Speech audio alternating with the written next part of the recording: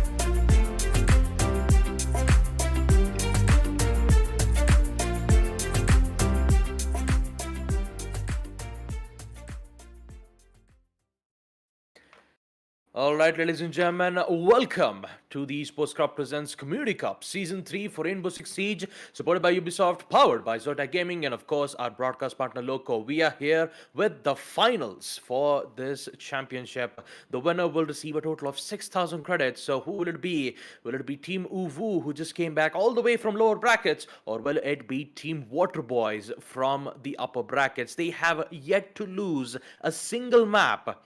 An aggressive. What do you think about this matchup here that's going to happen in this grand finals? Honestly, very excited. Again, Team Uwu, they did lose out against waterboyz in a very unconvincing fashion. Again and again, we saw the side of waterboyz just proving their dominance to be the better team when it comes down to playing in a much more coordinated fashion. But at the end of the day, Uwu, they had a bit more time to play together as a team. They were able to just come together as a proper unit one last time to try and now take down waterboyz, possibly in a lot more of a close fashion. They left a lot to be desired for even in their lower bracket run. So hopefully they have ironed out those issues and are just in a better position mentally as well, because the team's mental has been taking a pretty big hit from time to time because the mistakes that they make are sometimes just inexcusable. But the team as a whole, when it comes to the individual level, they're absolutely incredible to watch. Yep. When it comes to individual plays, you could say that Team Uwu has made their best performance on both lower brackets, and that's the main reason why they are in the grand finals. But Yeah. knowing that they have to go up against Team waterboyz, who are fully coordinated, and also we take a look at the tournament format itself. We came all the way from 2nd August with a total of 64 teams on both the qualifiers. We had 8 teams who were qualified on the playoffs, and now we're just down to only 2 players left in this series. The winner, just like I said, will be crowned as the champions for the Community Cup Season 3, and also they will leave away with a total of 6,000 credits per player. So I'm pretty sure when it comes to a moments like this, there will be a lot of competitions between Team Uwu and Team waterboyz. And talk about waterboyz performance for this entire series. Like I said, in the upper brackets, they haven't lost a single map, and that is in itself a greatest achievement for Team waterboyz itself. You never really know though, because at the end of the day, you're looking at the underdogs coming in from down under to try and possibly get a pretty massive comeback in their favor. They could just get the revenge story that they want, and that would be a tale that you would tell for ages, going down even towards the Pro Series as well, because this is something that's very unexpected. Ooh, is a host of people who have not played Siege in a pretty long time. They're returning players. Yes, they were ex-professionals, but still they're returning players going up against players that have been playing for the longest time. If you are able to capitalize on top of that factor that they are a much more surprising roster, they have a lot more experience down the line than a couple of the members of waterboyz, then it could just work out in their favor. You never really know. But they're all fighting for that first place prize and 6,000 credits, man. You want it badly, but at the same time, even if you get second place, 3,000, it's waiting for you. I mean, it's half the price, but I mean, you definitely want the highest numbers, right? So True, true. whether or not if Team Uwu can make that impressive attempt and also get their revenge back up against Team waterboyz, who did in fact make them lose to a 2-0 score line. And talk about that score lines, it came all the way to 7-1 to 7-3. So not quite sure whether if Uwu can bring this back, but if they do, I'll be rooting for them. Surprising one. Again, ooh, a lot of the odds are stacked against them. Analytically, we are talking about how a team just performed quite. If I don't know how to put it into words and into context, it was very underwhelming, especially on the game of Skyscraper. You just saw the team just be very disjointed on that particular instance. But we are talking about the upper brackets one, so in general, maybe the team just wanted to play a couple more games. They needed to try and iron out those issues that they are having. And this time around, decided they're going to be a lot more systematic in that sense. But as we head on down over towards the brackets to paint that overall picture, to give you an idea of how the journey has been for each and every team up till now, we had 8 total teams at the very start. Now we are down to the last 2, the best of the best that our region has to offer for this community cup. And honestly speaking, the members of Team Woo, they had a pretty easy run up until they fought against the waterboyz. Waterboyz decimated their run, but at the end of the day, they came on back over towards the lower brackets. Trout Potatoes nearly took them down there. Dutch Potatoes pulled off a miracle, but at the very end, on a 7-2 scoreline, mind you, on Skyscraper, they were able to come on back. We honestly believed it was one of their weakest maps, but not really. I believe that Uwu, they could have been saving a couple of strategies that they could be using against Waterboys here. Yeah, we're just waiting for that to happen in the grand finals, that's for sure. But yeah, It was let's all a just not. plan. Yeah, it was all a plan, nonetheless aggressive. But all in all, that this is a best of five, which means that we have to see all five maps, 5 hours of this grand finals, and two maps will be picked from both of the teams, which will be able to see it in the map vetoes itself. Team Uvu making a decision of bringing in Wait, Oregon and Waterboys Theme picked Park. Skyfreak? What? Yep. Waterboyz picked Skyscraper and Villa, and the decider would be on border. I just cannot wait to see what Waterboyz has in stores for us. Oh, that will be very interesting to say the very least. Again, they picked up Skyscraper. Yeah, it looked pretty clean from their side. We all know for a fact the Skyscraper hold was incredible. Sandy going in for run-out plays was just incredible to take in each and every time. But on the other side of the spectrum, ooh, Oregon off the get-go, Theme Park being picked up as well. Pretty standard right off the bat, but the Waterboys, they have me, they have me one captivated in the way that they're playing this one out. This map veto, it's a little bit shrewd in the favor of Waterboys, but if we were able to show a strong performance on map number one, considering they are a momentum-based team, we have talked about this team being a lot more momentum-based than any other. They should be able to take Waterboys down because Waterboys, yes, they are able to adapt. Yes, they are able to retaliate very quickly, but it takes them a little bit of time to set everything up. Map number one will be Oregon, and I'm really hoping that this attacking side coming in for Uru will have a lot more, let's say, interesting plays and a couple of possible strong bans because Waterboys, they have a vast pool of operators that they can play, and their strategies are seemingly limitless. Yeah, two maps where we get to see Uvu be going on attack first, and then we have Waterboys will go attack on their own map pack, Skyscraper and Villa.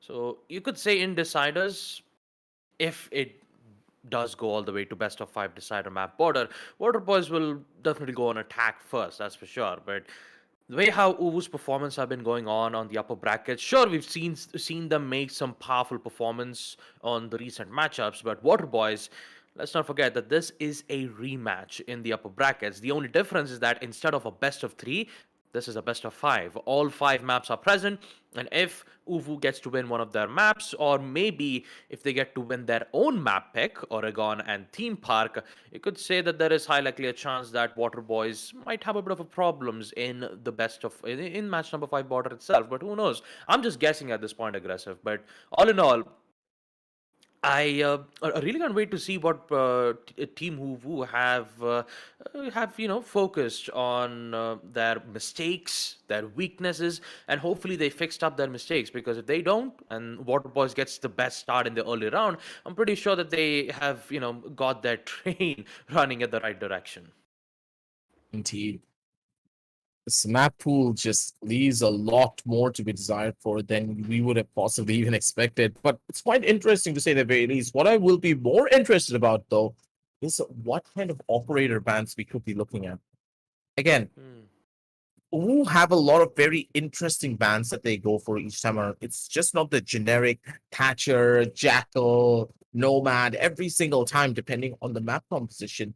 It's sometimes even a Maverick. We see a Finka band coming in quite often as well. And the Finka band will be quite important considering how strong Sandy can be on that Finka when it comes down to the attacking side.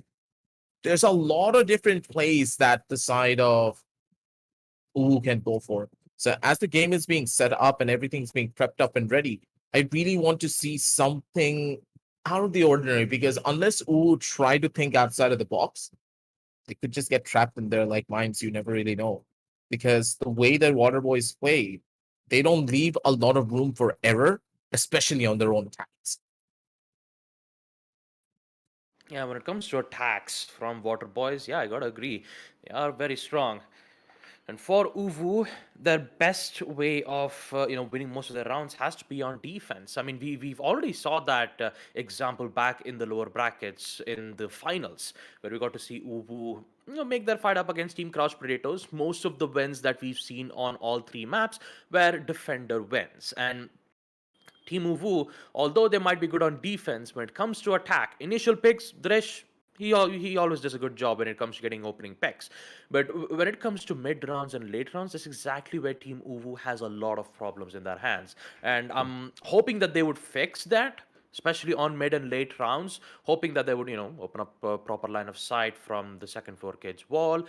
Since that this is Oregon, and Oregon is being picked every single time whenever there's an Uvu team, as usual as it would be. Map number one, Oregon.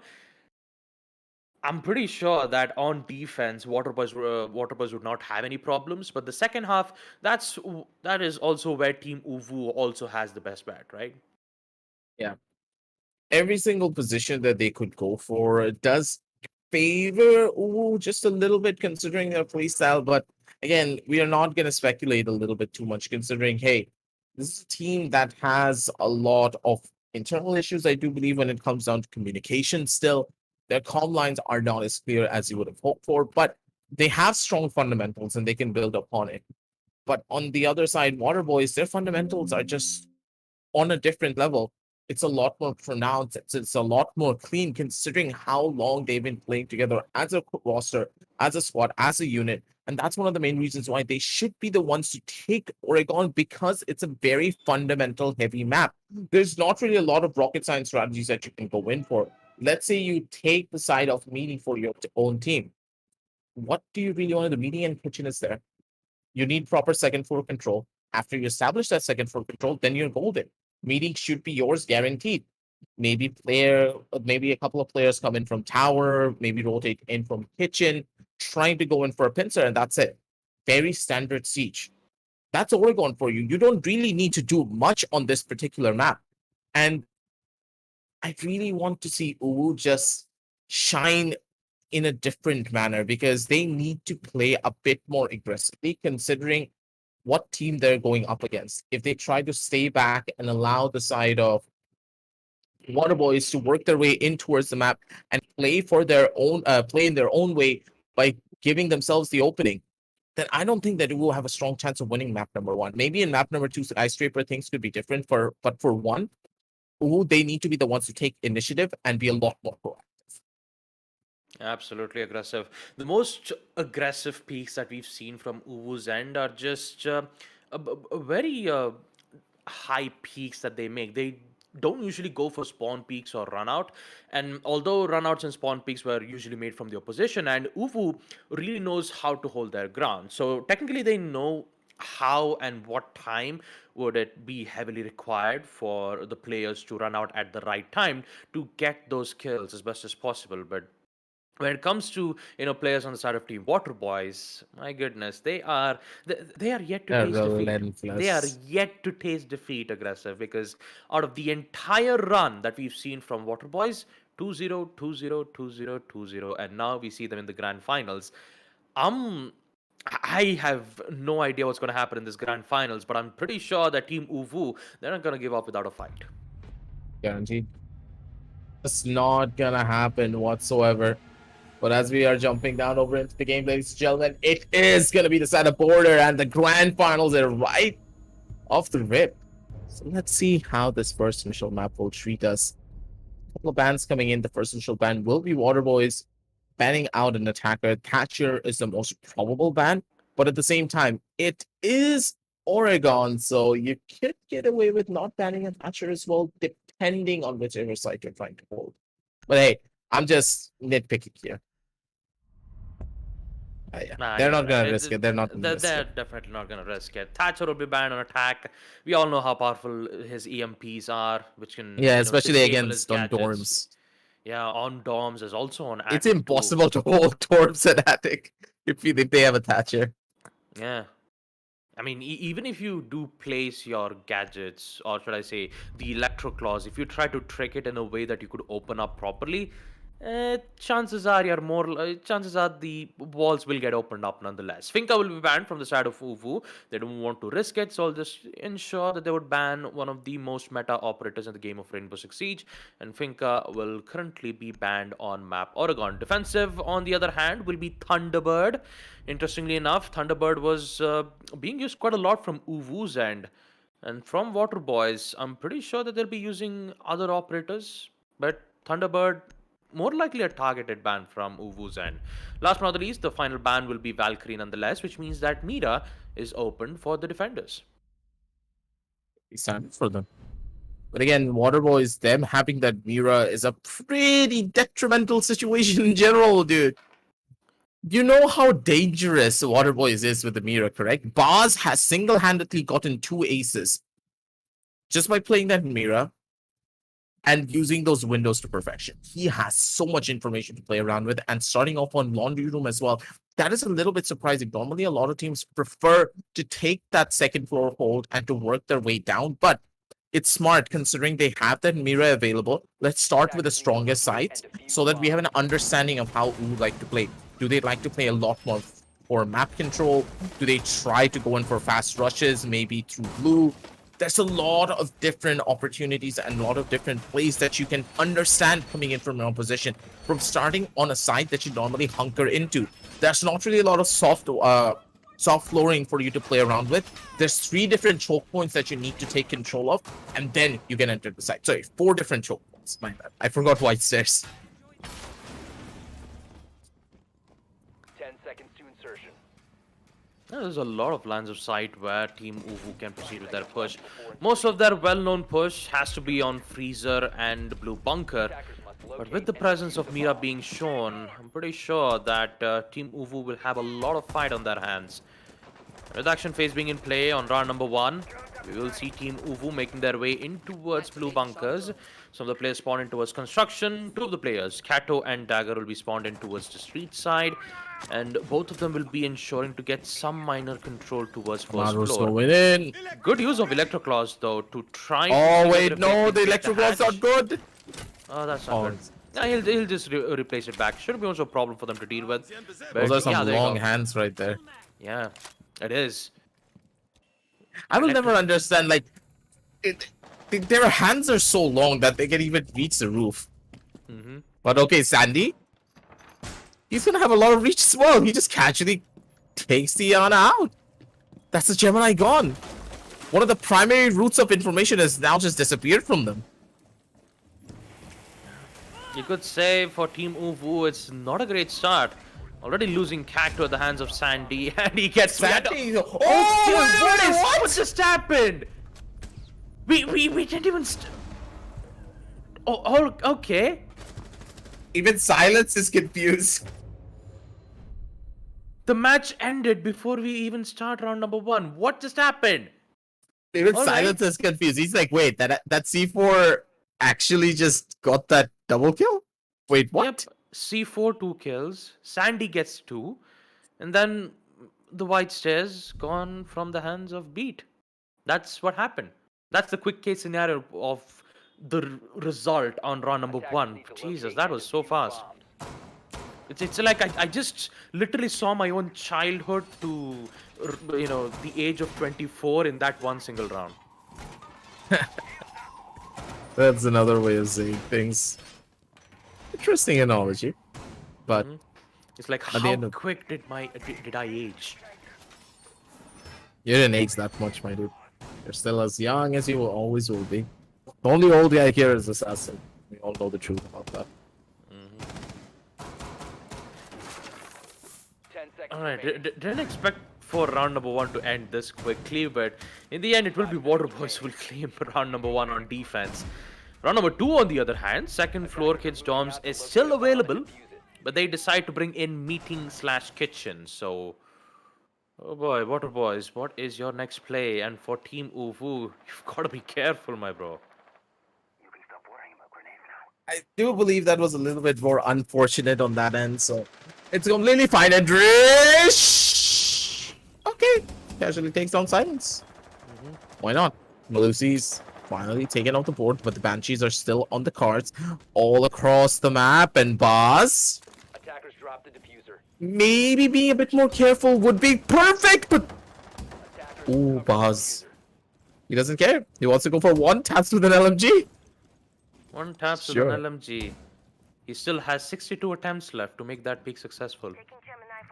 Yep. And you even have Sandy for protection too from Classroom Bomb side. located by attackers. He's having a gunfight in towards Dagger, and Bahaz just quickly changes his perspective towards Garage.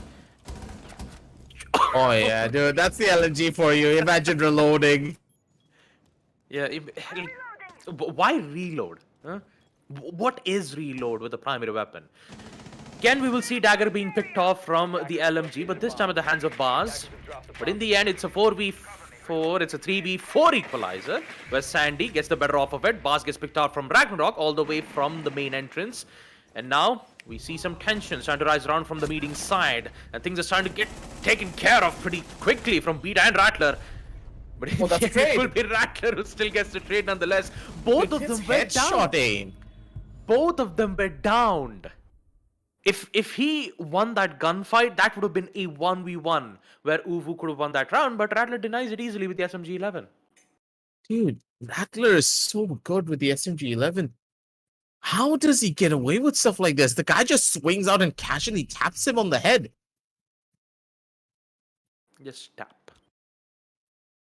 The aim on the members of waterboyz is just unrivaled, seemingly. And in a lot of situations where you think that, oh, who are going to win this? waterboyz just come in with their raw mechanical skill to completely break them down.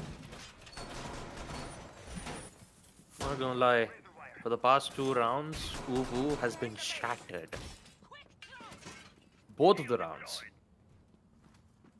They're being read like an open book, and I do believe that's one of the primary flaws here as well. I don't know. They're leaving a lot to be desired for in a lot of different instances. 5 seconds left. Now we'll see whether if Uvu can bring this back on round number 3, because the site's on 2nd floor, and maybe we could see them bring this back. But for waterboyz, it's just a walk in the park. They'll just casually peek, sees one guy, headshot, and they'll just claim their first early pick. 2 times have they secured their early pick, and for Uvu, they are yet to respond back. Need a Jesus, lot again. more, and again, Sandy, he's just... oh, come on, man! Let us speak. Yeah, this time waterboyz they don't want us to speak. They're like, watch as we make our own highlights on Oregon. That's what they're trying to say to us, aggressive. So confident as well. The level of confidence that they have is just incredible. This is possibly one of the most dominating performances that we have seen in the last couple of seasons of this Community Cup. Because I don't remember one team being this dominating. Oh, jeez. Uvu. 2 players left. It's Twitch and Diana. Both of the grenades have already been used. They're yet to get control on 1st floor. They tried to make an attempt for a cooked nade, but Sandy's still present from the construction site, and now he might be able to find his 3rd, and that is DZ. Using the melee to open up the barricade, and he gets picked out. And yet another flawless round at the hands of Team waterboyz. This is... That was a flawless fight, dude. Not a single one of them took a single point of damage. Yep. Just... waterboyz, they're just absolutely destroying Uvu. 3 rounds. 2 flawless round wins. What is it that we can talk more about Team Uvu? They're literally in shambles. They cannot find a way to counter waterboyz's aggressive peaks. And that to the hands of Sandy. At the end of the day, if a person is spawn peeking, Mhm. you technically need to win the gunfight. There is no way around it. You might be asking us, hey, maybe they have a different strategy they can play around with, but not exactly. Sometimes you just need to expect the runouts and maybe place drones on those specific angles so that you can be ready for those plays. But Sandy, he's switching out his runout angles so often that unless the drones are able to find a lot of information early on, It's not going to do anything for them. Located a bomb. Plus, mind you, he's playing the Alibi, who already has a very powerful weapon. And from what I heard in the next patch, it's just going to get even more broken. Yep. Not only just the Alibi. Left before insertion. Even operators like Ash, Zofia on attack will also have their own major buffs. LMGs. And Ella. Yeah. Ella, I forgot about Ella too. Scorpion that's a Evo's massive recall. recall has been, buffed in a way that you can play Ella now. Yep. But, the damage reduction will still be the same nonetheless. I mean, you won't be able to see an Ella with an F412 being brought out most of the time. But all in all, major buffs on assault rifles and SMG. And Sandy, my goodness, is thinking for yet another spawn peak. Attack drones being detected. And now finally That's good Ragnarok info use. gets the best end of it. He removes Sandy off while he was being so confident with his spawn peaks for the past 3 rounds. And now there is some breathing room for Team Uwu, and hopefully they can now focus on blue bunkers without facing any issues. Surprising that they had no one push out a little bit more further in. Possibly a flash thrown in the forward side to catch out the players when they were trying to use the Habana. I have no idea. Some of these are a bit more questionable than I would have hoped for, but things are playing out a little bit better slowly but surely. Let's just see the instances though. All around Rattler. Ooh. Maybe biting a bit more than you can chew here, buddy. He's going to be able to slow things down, and Rattler's going to be going in for more. Okay. Rattler. You're the smoke man. You got to survive for a little while longer, okay? Yeah, but this That's is the Rattler stun. talking about aggressive. He loves getting that SMG 11 peaks.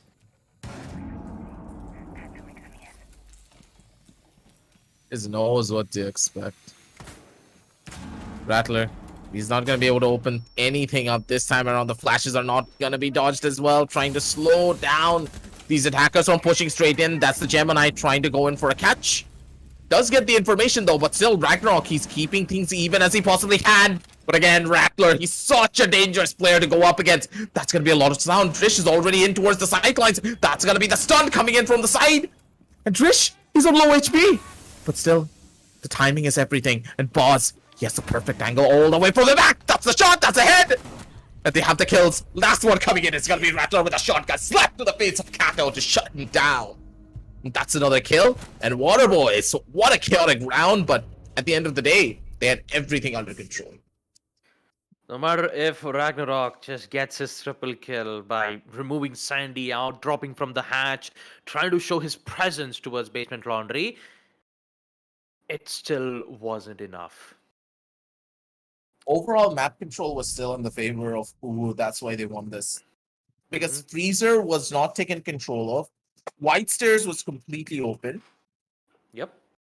Then what exactly do the side of the defenders have to worry about? Defuse bombs. Just blue, correct?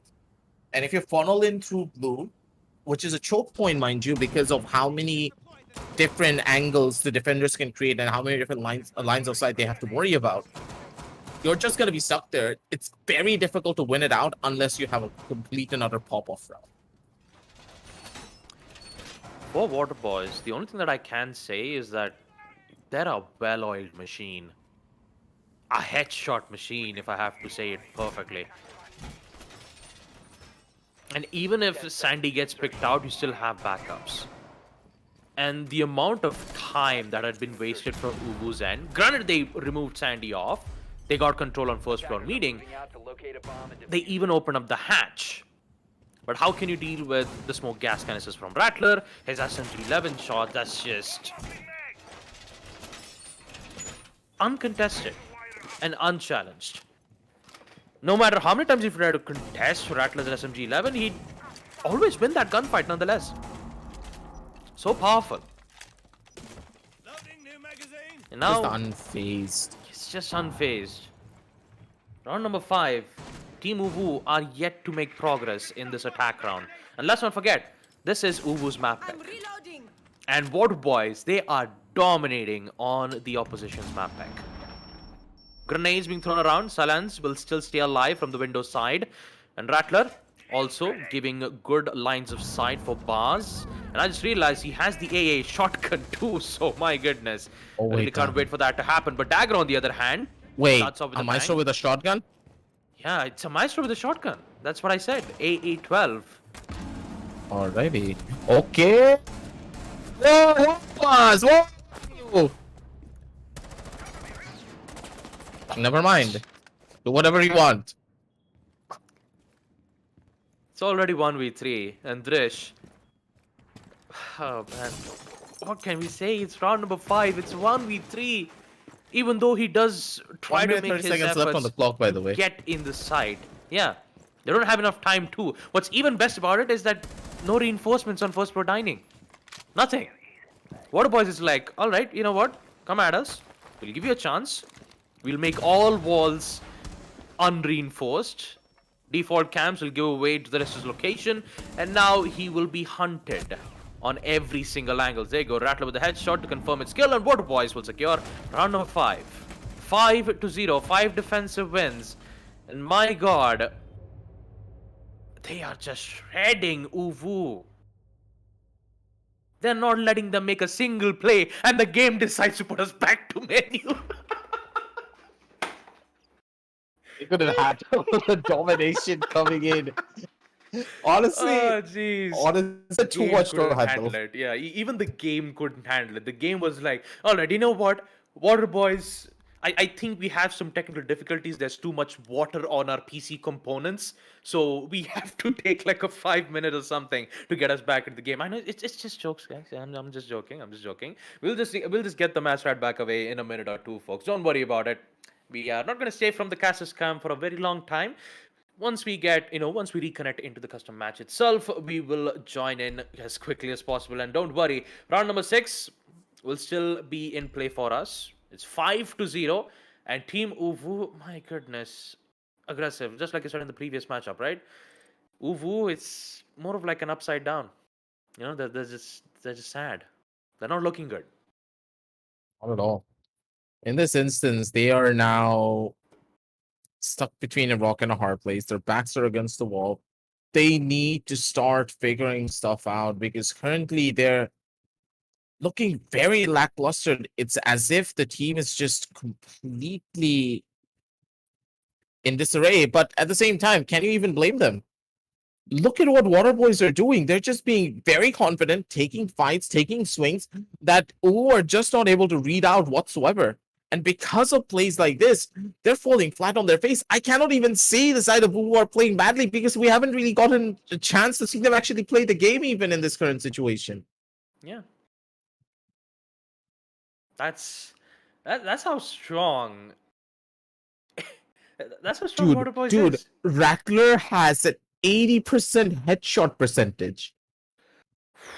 My goodness. And that too with an SMG 11.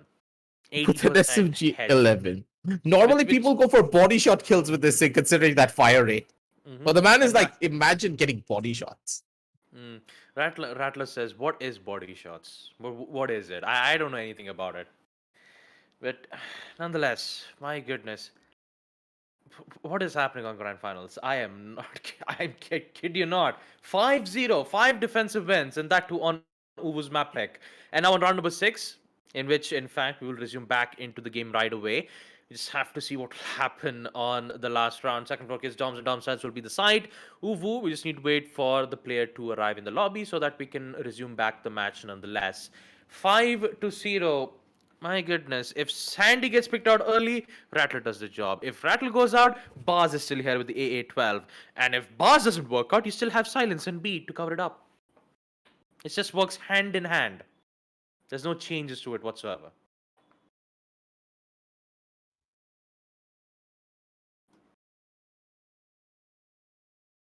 Just very surprised all around. One of these days, I really do think that the teams are just gonna shock me in each and every way. Yeah, there is a shock factor. Like, how? They're so confident now. Rattler just completely swapped off the smoke, and now he's playing Warden. 1D's coming in. You never really know. He could just have the deagle in his hand, and he could just try to one-tap everyone. Actually, for Warden, I think he has the SMG 12 and the pistol from Clash. Pretty sure Warden doesn't have the Deagle, but I'm pretty sure that he wants to upgrade himself into a more challenging task. Where Smoke has the M5 shotgun with the SMG 11, Wait, whereas Warden Warden, had that weapon removed. If I remember no, no, properly, no. he had it.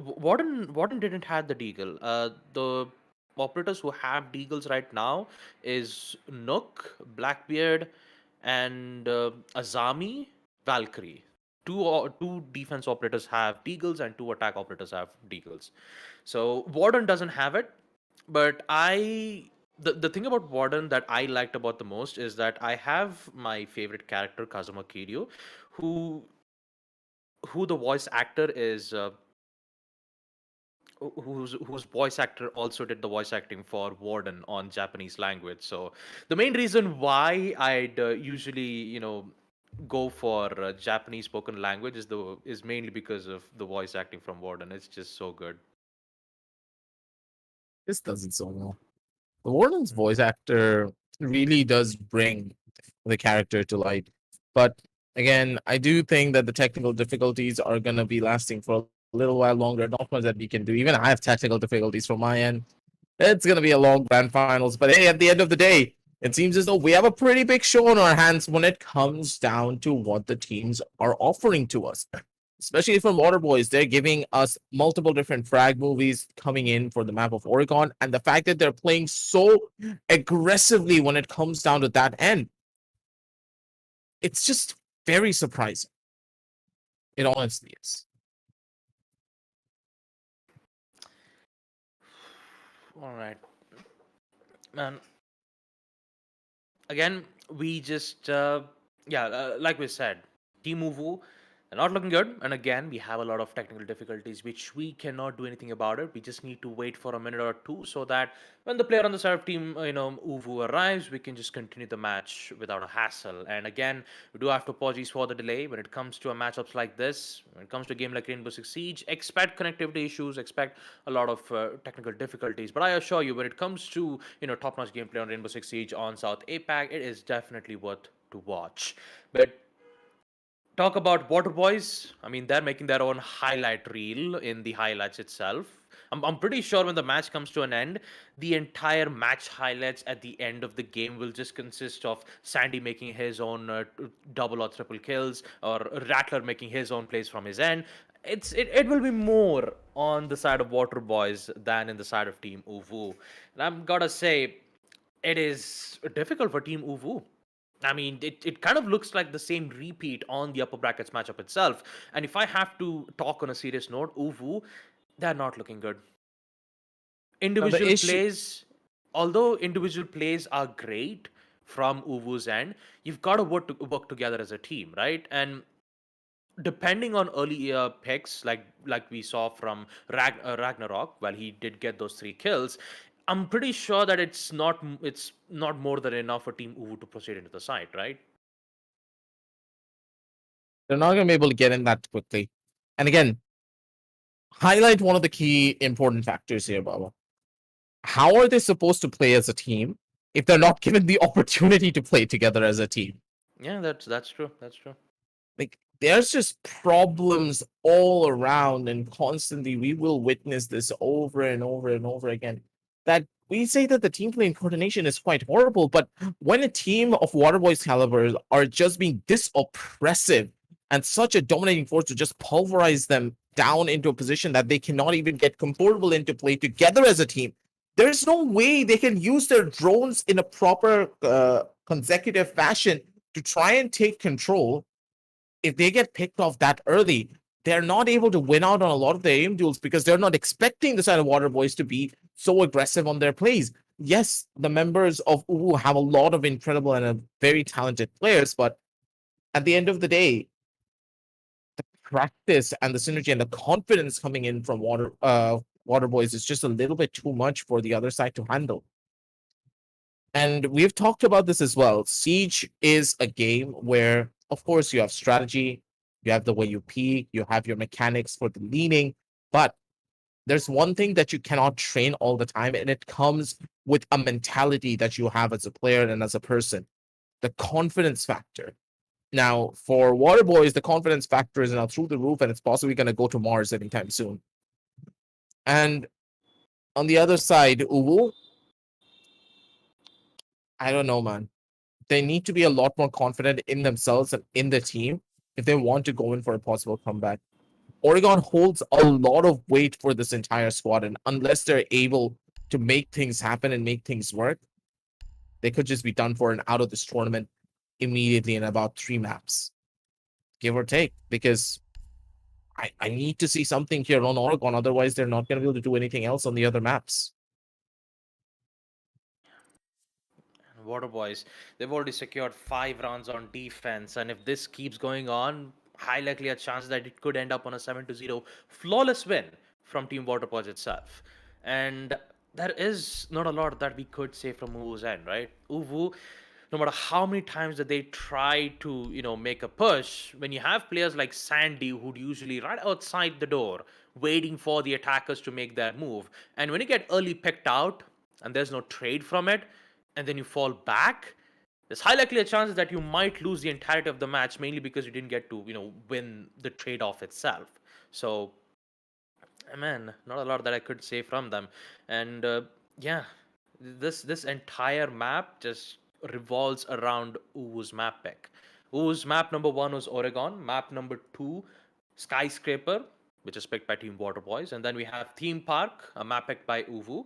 Fourth map, Villa, and then we have Decider Borders. So if Uvu have lost map number 1, they have to ensure that Skyscraper would be theirs.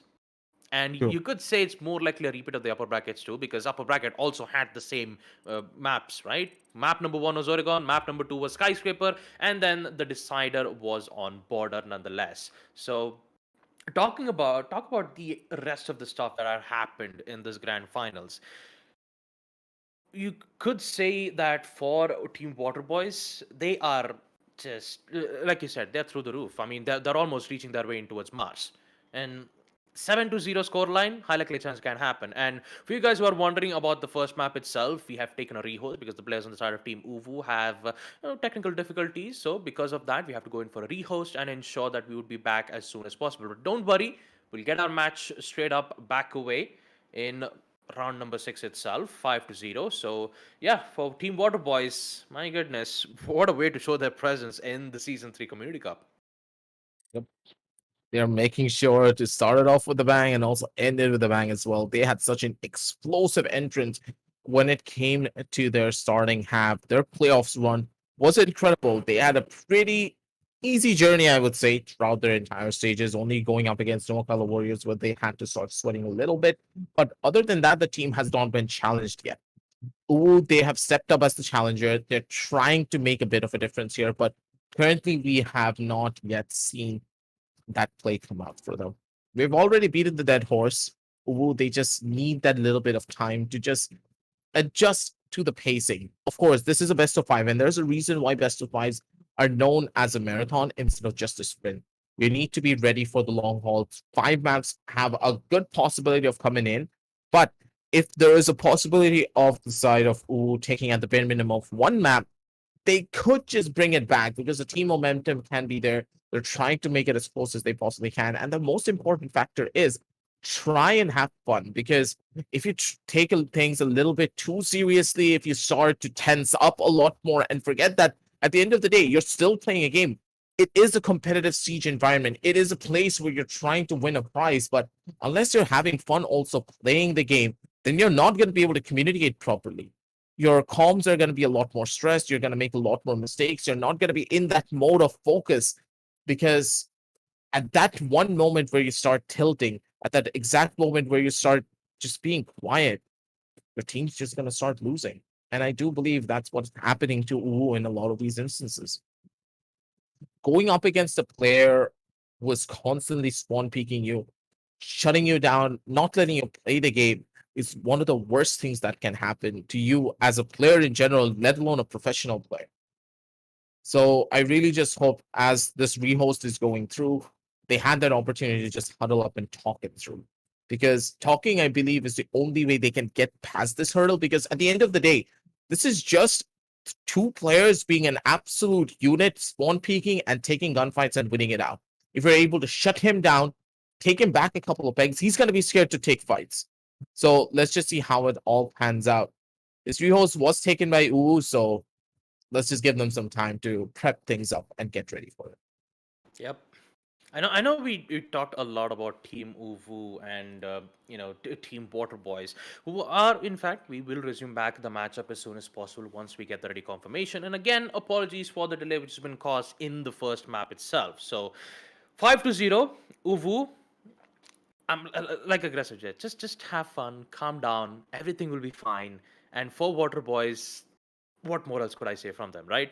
But since we talked a lot about Team Uvu and waterboyz, how about we just talk about the history of Siege? Why don't we talk about the voice actors who've been in the game of Rainbow Six Siege? Because why not? You had, like I said, from Warden's side, you had great voice actors from English and also on Japan. I'd usually I'd usually go for Japan voice actings a lot because I kind of liked it. But no offense to English voice actors, I like English voice actors too. But yeah, for Mozzie, I believe the voice actor for Mozzie was Peter Martin Coppin. He is very famous in the entire community for Rainbow Six Siege. Of course, he's been a famous player and also a famous voice actor too. And most of the players who we all know, he usually play Mozzie most of the time, right? Mozzie, his weapon is great, the Pete and Ronin. You also had the Commando 9, which is an amazing weapon and also a great kit as itself. You have the ability that can catch one of the attack drones, right? So he's more of like a drone stealer, if you like to call it. But yeah, that was just a trivia that I was talking about for the voice actors for Rainbow Six Siege for both English as well as Japan. Yeah, for Warden, I believe it was Mark Declan who used to do for English voice acting, and then on Japan, I believe it was Takaya, I believe. Yeah, it was. So yeah, that was me just rambling about. I'm just trying to have fun here, folks. This is me trying to ramble about the entire history of the game Rainbow Six Siege. We've come a long way now, haven't we? It's been around like 8 years for Rainbow Six Siege to prosper, and the amount of progression that we've seen from the spectator mode, from the entirety of the game, and now we are here, you know, having a lot of competitive scene in the South APAC, North America, Europe, and now here we are at the Community Cup. It's just, in the end, we're just trying to have fun here, folks. And the rest of the teams from the side of Team Uvu and waterboyz are. And now, with us not wasting any time at all, we are heading back to round number 6. Map number 1, again, apologies for the delay being caused, but here we are. Round number 6 is a go, and let's see whether if waterboyz can, let's see whether if Team Uvu can bring this back up. Also, shout out to our boy Bullet, who really does want to get noticed by us in the chat. And yeah, he's going to be casting for the second game right after this one, so he's going to be making a homecoming for the grand finals. That is for certain, to end it off all with a shebang. Problems all around, but hey, we're here to cast. We're here to enjoy, because Siege is enjoyed the most when the stakes are high. And for Uwu, their backs are against the wall. They need to turn into the rabbit dogs that could be at this point. 0 and 5. And on the other side, as you guys were waiting, and everything's going to be prepped up, check out the links down below in the description, because at the prep phase, there's not really much to talk about, because the drone play coming in from Uwu has been a bit more lackluster, but hopefully they've started to pick up on the mistakes. They need information early. They need to utilize that information to take a lot of space. And in this instance, if they don't go in for a switch up already, things don't look that good for them. Yeah, true. Round number 6 will be the deciding factor whether if Team Uvu can at least win a single attack round in round number 6, or would waterboyz end off in a first half flawless win. And talk about the operator picks itself, we will see some changes being made from the attacker side. Ragnarok with the Ying, DZ with the Jackal, and also Dagger with the Lion. You have a lot of information operators that can at least help them detect exactly where Sandy's and Beat's whereabouts are, because currently they're the two defenders who are currently roaming around the sites. So you've got to be careful, you got to be attentive, and you got to be cautious. And I'm saying this mainly for Team Uvu because they have lost countless number of times with this performance, with this execute itself. So let's see how well it will work out from Team Uvu's end. But that drone's not And- gonna spot him. Wait a minute, that drone's not gonna spot him. It's not. And Dagger, he's already low on HP. The Lion scan will detect Beat's whereabouts. But look at how waterboyz is playing aggressively on Big Tower. That's a nade. Goodbye.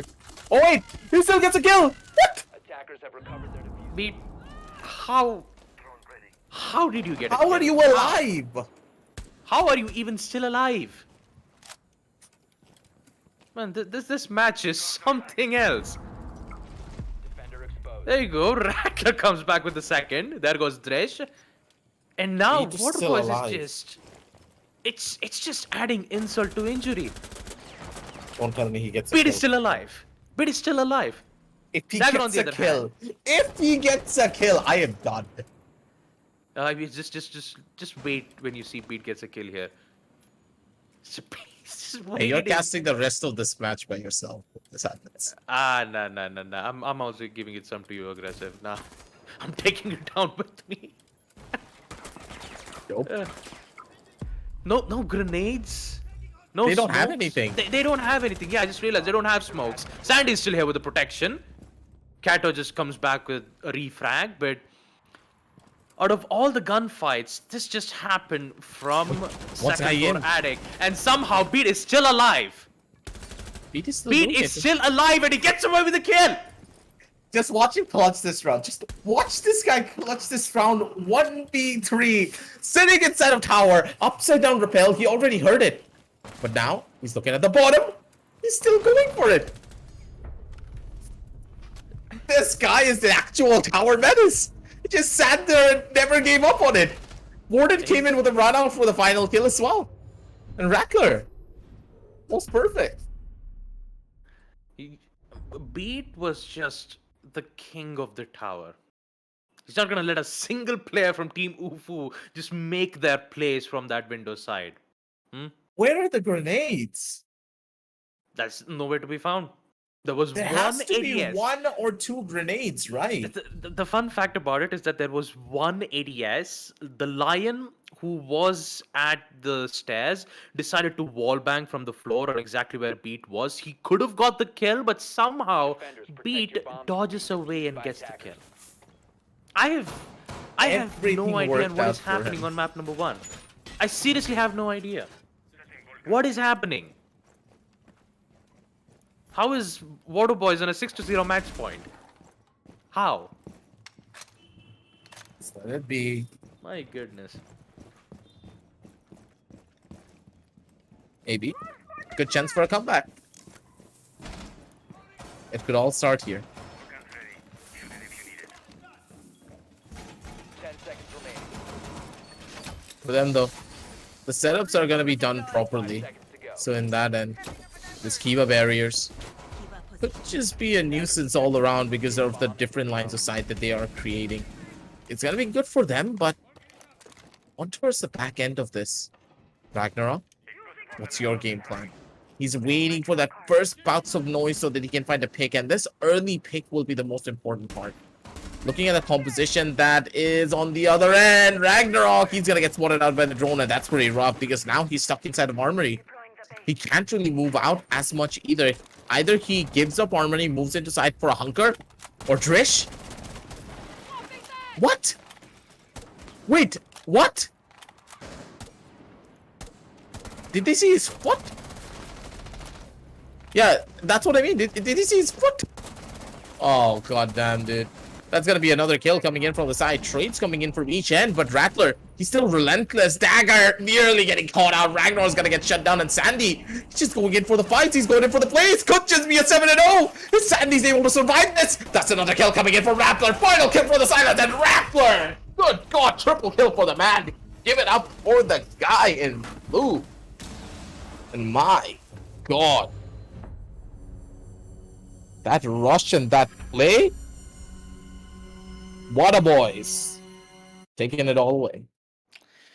What boys? Map number 1. A dominating 7-0 to Team Uvu on Oregon. Ouch. Ouch, man. That is one way to kick it off with the grand finals of season 3. 7-0. There's not a lot that we could talk about at this point because mainly we only had some technical difficulties and that was pretty much it. 7-0, waterboyz. 7 flawless wins on defense as well as on attack. And Uvu, nothing. Just what can they do? They're getting outplayed. It's a strong fundamental siege. I don't know what else to say. There's no rocket science strategy. The drone play is incredible. And the members of UU, they're getting caught with their pants down because they're making a lot of mistakes. And waterboyz, they're constantly punishing those mistakes.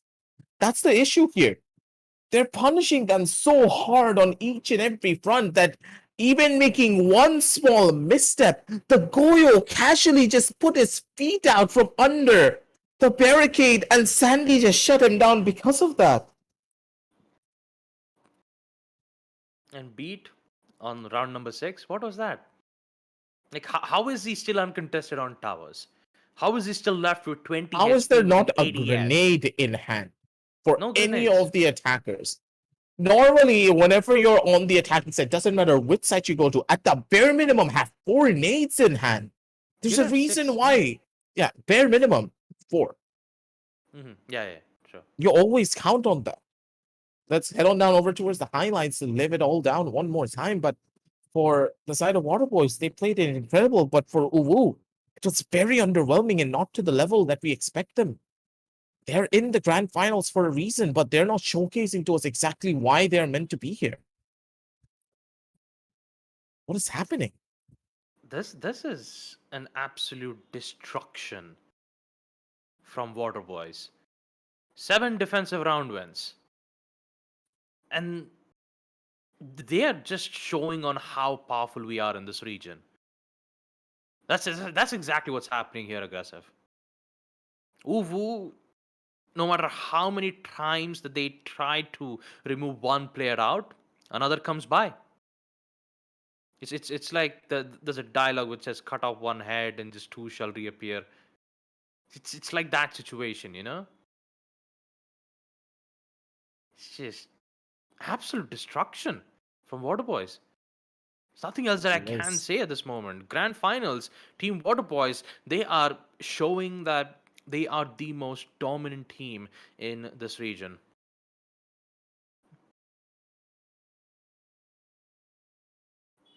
It's just extremely unfathomable to me as well. The play coming in from waterboyz just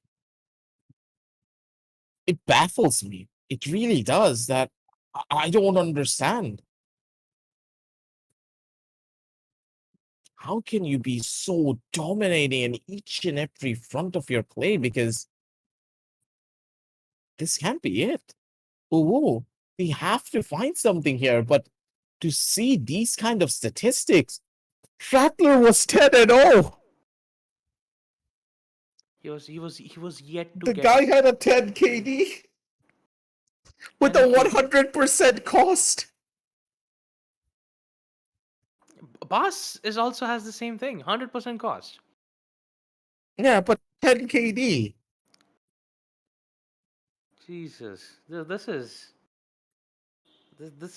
not what I this is not what I expected. This is not what I expected. This is not how I expected the entirety of the grand This finals to was go. at I was least- expecting the long haul. I was expecting at least a 7-1 or a 7-2, not a 7-0 on map 1.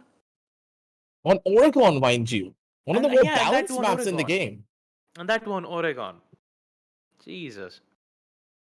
I don't know what will happen on map number 2 or 3 because I am clueless at this point. I'm pretty sure that waterboyz have no problems dealing with map number 2 and 3 itself, especially when you have results like a 7-0 scoreline. It's gonna be tough, but honestly, it does really depend on if Sandy gets shut down early. But then again, even if Sandy gets shut down, you have an anchor like Rattler. Yeah, Then if you Baz. kill Rattler, you need to worry about Beat. And then there's Baz, who's just running around through the entire map being a nuisance. Then you have silence. Silence the just like It's silence like a is just cherry that on the quiet one. He's perfect. His name is perfect for him. Silence. He just Yep. waits until his teammates die and then he shows up.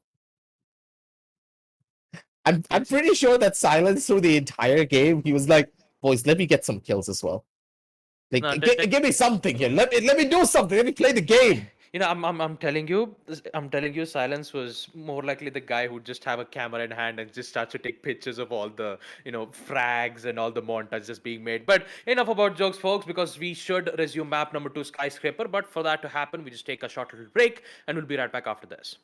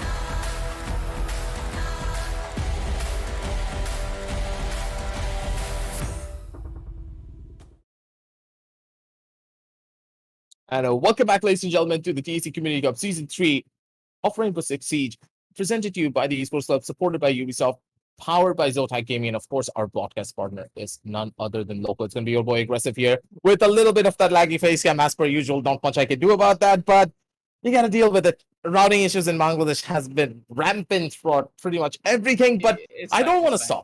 stop. But It's- I don't it's want to fine. stop. Come on. After watching that first initial game, Bullet, you're now Yeah. here by my side. I already Yeah. gave you that shout out, so I'm not going to be I announcing you love again. it. Yeah. I love We're it. going to be jumping into Skyscraper. Yeah. Now, waterboyz 7-0 on Oregon, a map that is the most balanced map in the entirety of Siege. No side is favored more than the other, considering the different strategies that you can play for and the Yeah. defaults that you can go in for. Yeah. Skyscraper, though, a map that is a little bit more shrewd towards the side of the attack. Now, this will be interesting because Nomad, a must ban on this particular instance. And we have seen Team Uwu lean on that Nomad quite heavily for this particular instance on their previous matchups. Yeah. So, like, talking about firstly about the Skyscraper, from my perspective, after the rework that went in towards the Barrel and the Dragon area, I feel like, yeah, it's a very, very competitive and an interesting map to play Siege upon. Even I personally enjoy playing on Skyscraper, but yeah, people ban it for some reasons in rank. I don't know. Emerald playing Skyscraper is always banned, but that's another thing to talk about. But talking about a Waterboy's performance on Oregon, boy, oh boy, Rattler went ham. Everyone from the side of Waterboy just went ham, bro. It's just like 7-0. It feels like, yeah, Timo needs to, like, understand, take a little bit of time, try to, like, cool things off, the IGL needs to pick up his morale of the whole team to just try to, like, okay, we have 4 maps still remaining. It's not a BO3, it's not a BO1, it's a best of 5. You have a lot of time. Even if you, like, lose Skyscraper, you have 3 maps remaining, but the pressure will be, just tampering upon your nerves, and anything can happen after that. Talking about Skyscraper, True. yes, there are some sites which are, I would say, very, very heavily defender sided, especially the second floor ones. But after the rework, how attackers can approach very, very in unique ways, especially with some of the new operators, like, not new, I would say, like A Sabana coming in, with the Heartbeat just coming in. It's a very unique map and a very interesting map to play Siege upon. Talking about morely about the side of Timu, yes, I did had a little bit of chat. We had a little bit of chat with Baba Gusta on off the broadcast. Yeah, he did told us these are some of the ex-professional players back in the day. So yeah, it just like it feels like Rattler, Silence, Sandy, Beat, even Hishan on the substitute. It feels more like they are the current, I would say, the king when it comes to the side of Rainbow 16 Hours Plus region, because their particular team has won last 2 pro series. Like Rattler has been part of their Monkey Hunters and the 4. Sandy has been part of that team. So it most like feels like, yeah, they are in the form, they are in the game.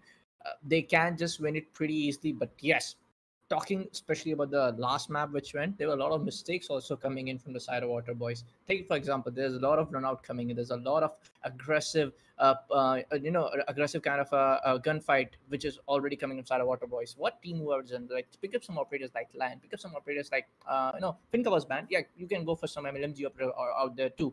So you can just use that aggressive nature of attack to use at your advantage. That didn't happen from the side of Team O. This is what I feel like. If the same kind of aggression peak, same kind of aggression plays come from the side of Waterboyz on the second map of Skyscraper itself, Team O needs to start taking those aggression in their advantage. If they don't, it feels like, yeah, it can be another 7-0 on the Skyscraper. I'm really sorry to say, but it can be another 7-0 from the side of Waterboyz. How the team is just so well coordinated. Second thing that you really point out, very good, aggressive on the last map. Yeah, some of the individual plays, the gunfights are not getting into the hands of the side of Teemu, and that needs to be there, especially the one-on-one gunfights. What we previously saw when they were pushing on the side of Backstairs and they were on the master shotgun, that could have been the first kill very easily from the side of Jackal, but that didn't happen. So it comes down to the side, if you cannot take the individual gunfights, try to attack, together. Like, one guy drones it up. The classic Siege, man. One guy drones it up, you push it together. Talking about the side of that. Because this time around, again, we'll be attacking onto the map of Skyscraper and Waterboyz will be defending. So it was like, sorry, I'm really sorry. Waterboyz will be attacking and the side of Timu would be defending. So again, I would say Waterboyz can do some kind of aggressive push. They can just go on with Finka. They can just go on with the LMGs because, man, it's the meta right now in this season, in this kind of last 2 seasons. So yeah, to prevent that, you gotta ban some operators. So we'll be taking a look at the operator bans for now on the map of Skyscraper. Yeah, pretty standard bans could be coming in as well. Thatcher, Yeah. Nomad. Possibly they could just leave the Thatcher alone, play for Let's see. maybe a Finca. Okay, that's going to be the first initial ban. Now the real question is, will waterboyz ban the Thatcher or the Nomad? Because Let's- leaving that Nomad open will be a pretty hefty hit because the runouts that waterboyz like to do could just be highly oppressed. I won't be surprised to see any of those abroad having SMG11 because how just Rattler and Sandy were able to get Okay, so kills they're leaving the from- Nomad open. Yeah, and continuing the part that how they were just able to get those cheeky peaks, some of those very quickie kills from the SMG lemon. I won't be surprised if I see a smoke ban. I won't be surprised if I see a mute ban. So that can be one thing too. But yeah, classic bans, Finca and Thatcher. Finca, it's just too. I would say it's overpowered for now. But it's gonna be Valkyrie to be banned from the side of waterboyz. Very Pretty powerful for usual. this map. Yeah, very powerful. There are some, very, very, I would say, tight spots. Still after the rework, there are still the same spots where you can just place your black eye cams and they can provide you so much of the intel from the side of defense.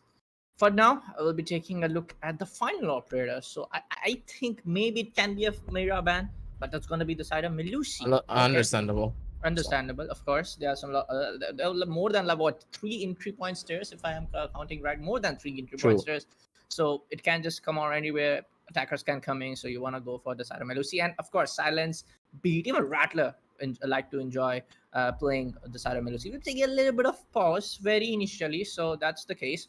But for now, these are your bands, guys. Valk, Melusi from the side of waterboyz.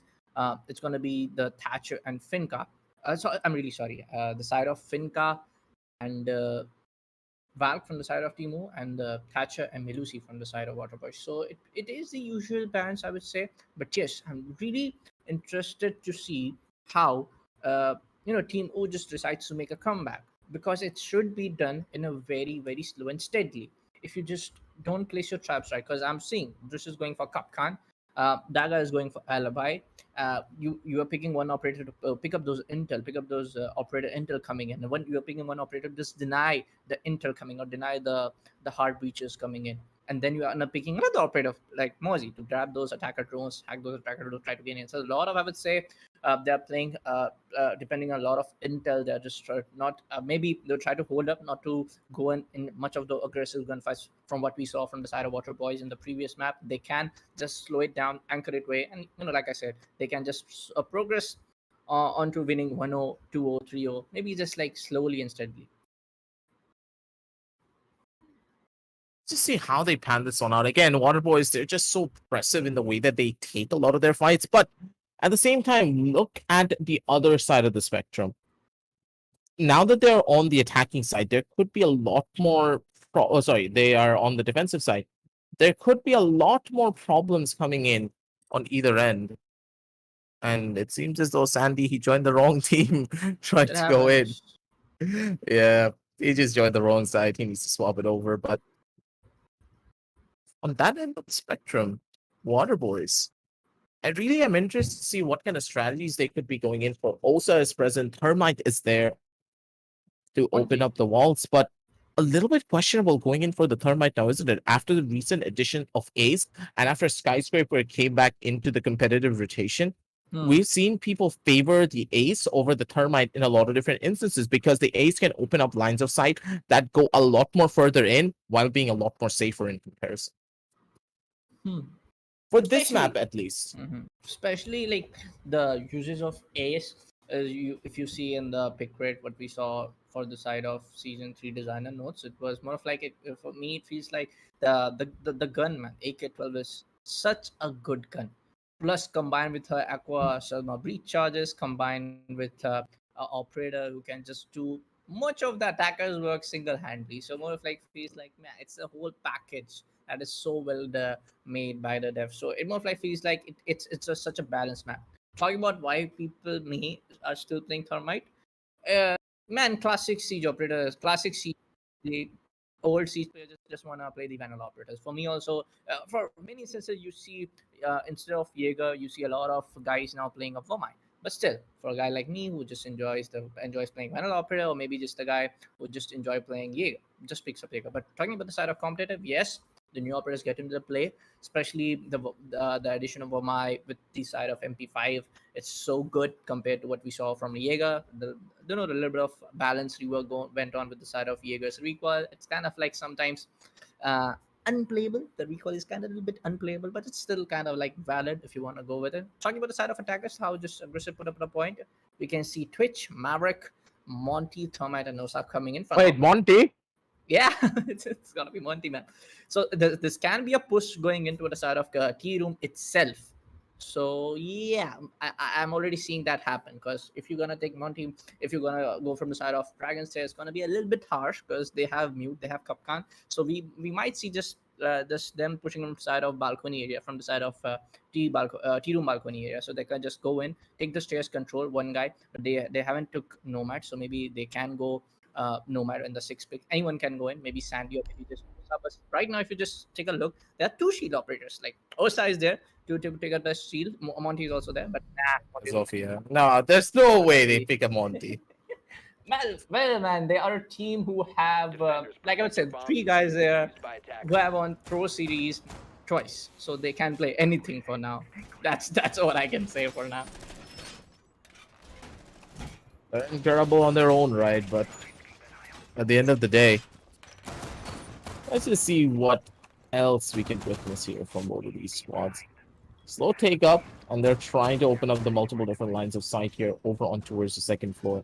Things could be interesting the way that they are extending the site though, because again, this sight line is very reminiscent of what we see on other maps. Having that first floor control can easily give you the different avenues to play around with, but with second floor office being held for the extension, they have a lot of powerful lines of sight to play around with, and also have good rotations to just get their way in and out of sites very quickly, and which is the most crucial part of this play as well.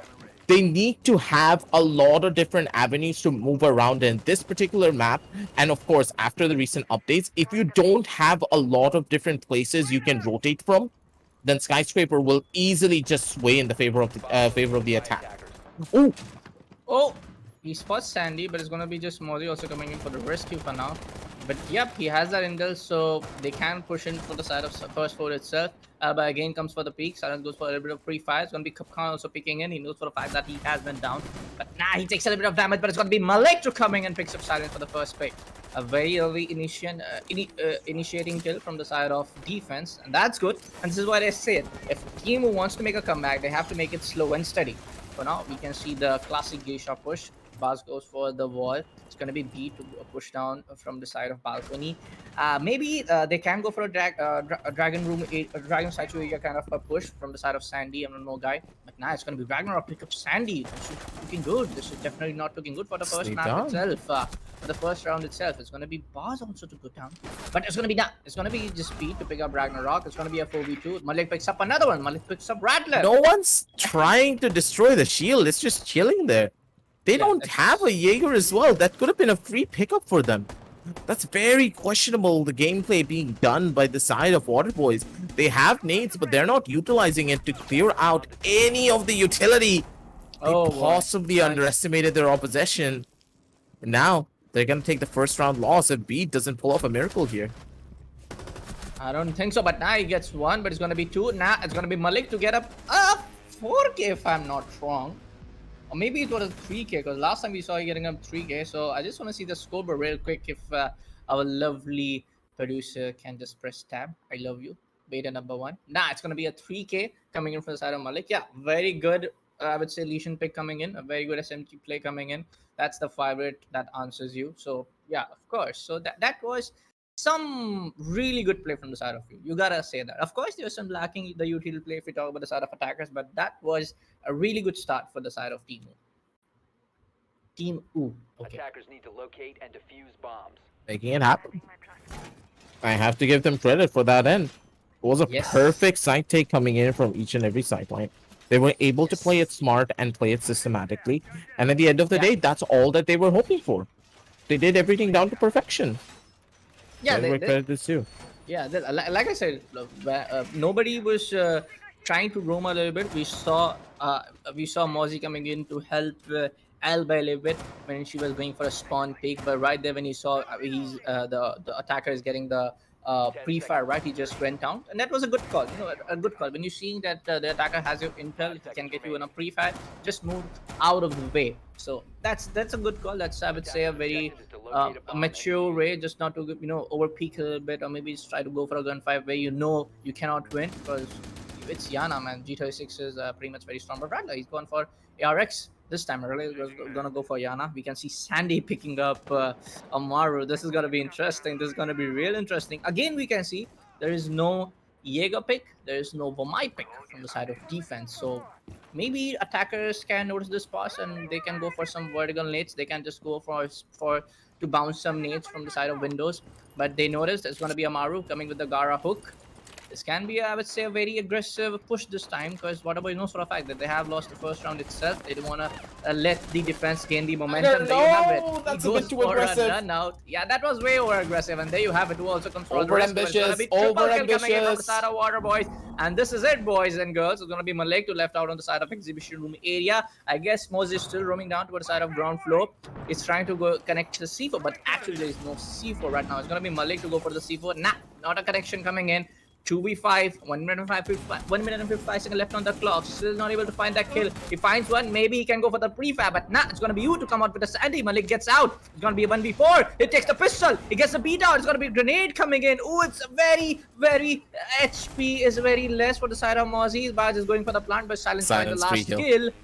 Boy, oh boy, there you have it. This is why I He's playing on said standard. you gotta pick up the pace slow and steady, my friends. Teemo, you gotta play very slow and steady. This was not needed. The C4 is going into the wrong time. That was not needed. But for now, it's gonna be a 1-1 Very scoreline. aggressive though. Yeah, very aggressive. But initially, it was the side of Alibi who just came for a run out, and then they got the gap of where you can just push on, and it was again. I guess it was the side of Kapkan to go down. This was to go down. So yeah, they opened the space. The initiation was very good from the side of waterboyz as always, and they got the gap to just push in. Yeah, that round was pretty standard coming in from waterboyz. They were punishing mistakes being made by Uwu in a lot of those different instances. Again, Uwu, what was the reason for like 3 different runouts? Not 3 different. There were 2 runouts. Two, yeah. And there was one person who was speaking from a window when he could have just immediately dipped, gave up that space. He doesn't need to care. Play crossfire with your teammates. The last 2 players were just like sitting ducks inside of the site. Questionable plays coming in from Team Uwu. They're getting a bit too overconfident, a bit too greedy for their own good in a lot of these different instances. So they need to start playing things a little bit more differently. The Kai's going to be coming out this time around. And I like this pickup coming in from waterboyz. They finally picked up the Nomad. They picked up the Lion. Understanding that these 2 characters alone can stop these incredibly aggressive runouts coming in from Team Uwu. These are the shutdown characters that they wanted, and there's a reason why Nomad is almost a permaman on this particular one. Agreed. But for now, we can see Rattler picking up Nomad, and this time Beat is also going for Lion. More aggressive push coming in from the side of waterboyz maybe, but for now they will making the for the side of Purple Black Pony. Let's see for a second where we see the push coming in from. Last time we saw a lot of we saw some runouts. I would say very unnecessary runout from the side of 2 of the players. But for now, it's going to be Sandy trying to play up the Nook pretty good. The land scan is going in. Nitro coming in. It can be a connection, but Baz gets a cyber rat cam, but it's going to be pick out Sandy. This gets out. Mozzie play coming in. With that second SMG, I would call that. Nah, it's going to be Beat to pick out from the side of Ragnarok. And SMGs are doing a pretty fine job. As you can see, Drish also picks up Silence. There's just going to be 2 attackers left out. Things are kind of being going out of hand. It's going to be Drish to pick up another one. Rattler also gets out. 1 minute and 40 seconds left on the clock. Baz left out all alone in a 1v4 scenario. He's almost down to 30% HP. Finds the head, but the connection gets made from the side of Mozzie first. And it's going to be Baz to get down. Teemo picks up another one. Now, this was how you play, how you actually act upon to the mistakes coming in from the side of attackers. You saw the Nuke coming in, you saw land coming in, you had the intel, you acted upon it. 2-1 is the scoreline for now. We're going to the round number 4 for the second map. Let me remind you guys, this is going to be the second map. waterboyz have already defeated waterboyz have already defeated the side of Timu on the first map itself, and that was a score line coming in 7-0, and that was some kind of statement from the side of waterboyz. They didn't lost a single round, and now the pressure is already getting to the side of Timu. But for now, they're carrying it pretty well. 2-1 will be the score line, but still, it's a very early to say which team is going to take out and win out this particular map. For now, they'll be picking up the same side what they pick on round number 1. For now, we can see Silenced changing some operators. We can also see Rattler changing the operators here a little bit here and there. But for now, Baz and Veto sticking to the usual ones, Termite and Zofia. We can see another push for what we saw from the side of waterboyz into the second round. Push from the side of terrorists, try to maybe if someone from the side of team who comes for a second time to just make a run out, which I think they won't do it. Man, you are a grand finale kind of a team, so you won't do that, the same kind of mistakes here and there. But for a change, we can see Malik playing up Oryx for now. We saw him playing. I'm very Legion confused few with times. these Oryx pickups. Like, is Oryx actually quite powerful in this particular map? Yeah, Because he is. There are 3 hatches all around the place, which can provide a very good vantage point to just make up a very good flank. If you have, if they have a no nomad coming into the attackers, it can be a really good one. Trust me. oh, whoa, Are you wait, serious? hello? Are you serious? Are you serious, Ragnarok? Are you serious? Gonna be Dagger to confirm a Rattler in a refrag coming in. But are you serious? Was that necessary? Oh no! Boy, Jackal. Located by attackers. Makes it a Okay. 2v2. What? Trust me, man. As a casters, we also kind of like. I'm kind of surprised how the actions are just going in. I'm kind of like speech. I'm kind of left. I was very speechless. For now, Wait, beat us inside of the side? He actually finds a kill on the wrist! Yeah, Hello? that is beat for you. That is beat for you. That is 2 times proceed is winner for you. It's gonna be Uwu, DZ, Namozi left out in a 1v2 scenario. Boss and Beat almost on 100 HP. Beat is kind of like 90% HP for now. I would say Uwu still has a chance, but the sight and the overall objective control is toward the side of Yeah, that's attackers. impossible. Goes for the C4, but no connection being made. Oh, he gets. that's a damage. That's a damage. There's quite a bit of damage coming into the side of Baz. Maybe if he's Beat not gonna misses a expect it. shot, but nah, Beat doesn't. He heard miss. the sound. He heard the sound, of course. But That man, the slight run-out- rustling yeah, is that was the a thing good, that gets you killed. yeah, that was a good overall round. But man, those runouts, I feel like that wasn't necessary after all, from my perspective. That was just a bit too ambitious. But Yeah, then and again, like- it's Skyscraper. You're supposed to take runouts. If you're not taking runouts on Skyscraper, you're not playing the map properly. Okay. You know that it's true. Don't lie. See, I have one thing to say. 2 of you guys are making run out just after 1 Protecting bombs second. from being defused by Your attackers. one guy onto the first floor, on the ground floor, I'm really sorry. Legion went out. Then you have a second run out onto the side of first floor. Where's the coordination? You already know the guy, there was a guy, and then you miss your shot on Jackal. That's the case. If you're making a run If out, the Jackal died, that just would have been perfect. I was so confused. Like, Dagger, come on. That was such a good play for him, but then he pulled out his secondary, and then he realized, oh wait, this is a shotgun. Wait a minute. for now, it 10 feels seconds like left okay, before insertion. it's gonna be a 2-2 score line. But for now, we can see this 5 seconds left. the usual sides gonna pick from the side of Timu. Still, I would say it's a very doable kind of a Attackers are situation moving out to locate a from bomb the and side of defuse it. Timu. How the score line just being equalized here now. 1 round for you, 1 round for me. But man, the runouts, please don't do it, Timu. Please don't do it. You know for a fact that they have Rattler, they have Sandy, they have Silence. Wait for it. They are just yeah. Please go on. That could be a kill as well over from the side. Impact could be thrown. They have some possible positions already found. That's a drone trying to get that first bout of information. Could be a shot and whoa! Beautiful Good one. pre-fire Drish! The default cam that catches him. That default. Attackers recovered the diffuser. Good one, I would say. First kill to get out from the side of waterboyz is gonna be Boss. Still, I would say they have a Maverick, but nah, it's gonna be Ragnarok to take out the Zofia. The LMG going down, no more LMG Wraith coming in. It's gonna be Rata to also go down from the side of Malik. Still, Ragnarok was. Did he went for a run out? Again? Would he stop it? There you have it. Bozzy gets picked out from the side of Sandy. He picks up another one. There you have it, my friend. There you have it. This is how waterboyz is gonna be. Jackals Jackals gonna still trace out the alive. Cup That's Khan. such a huge Yep. massive issue. He still have all of his charges as well for his trap. Yeah, two more are left. Two more are left. It's gonna be silenced to take out his nades. Maybe he can get a kill. He's getting the jackal pins pretty good.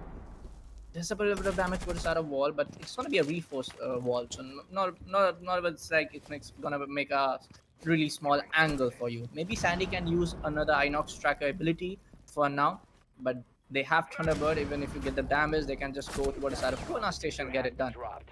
Tries to go for a vertical kill, but it's gonna be an overall kill coming from the side of Malik. Takes out Sandy. Malik gets another one. Silent misses a little bit of shots here and there, but for now, good overall round coming in from the side of Malik. A good overall round coming from the side of Teemu to just get that first initiation pick, found the gap onto the side of attackers, and then take up the rounds for themselves. And this is the entirely first time I'm seeing Team U into the lead. Even I would say no disrespect to the side of Teemu, but this is the first time I'm seeing like they are actually trying to take out waterboyz, actually trying to just win the second map, because on the last map it was 7-0.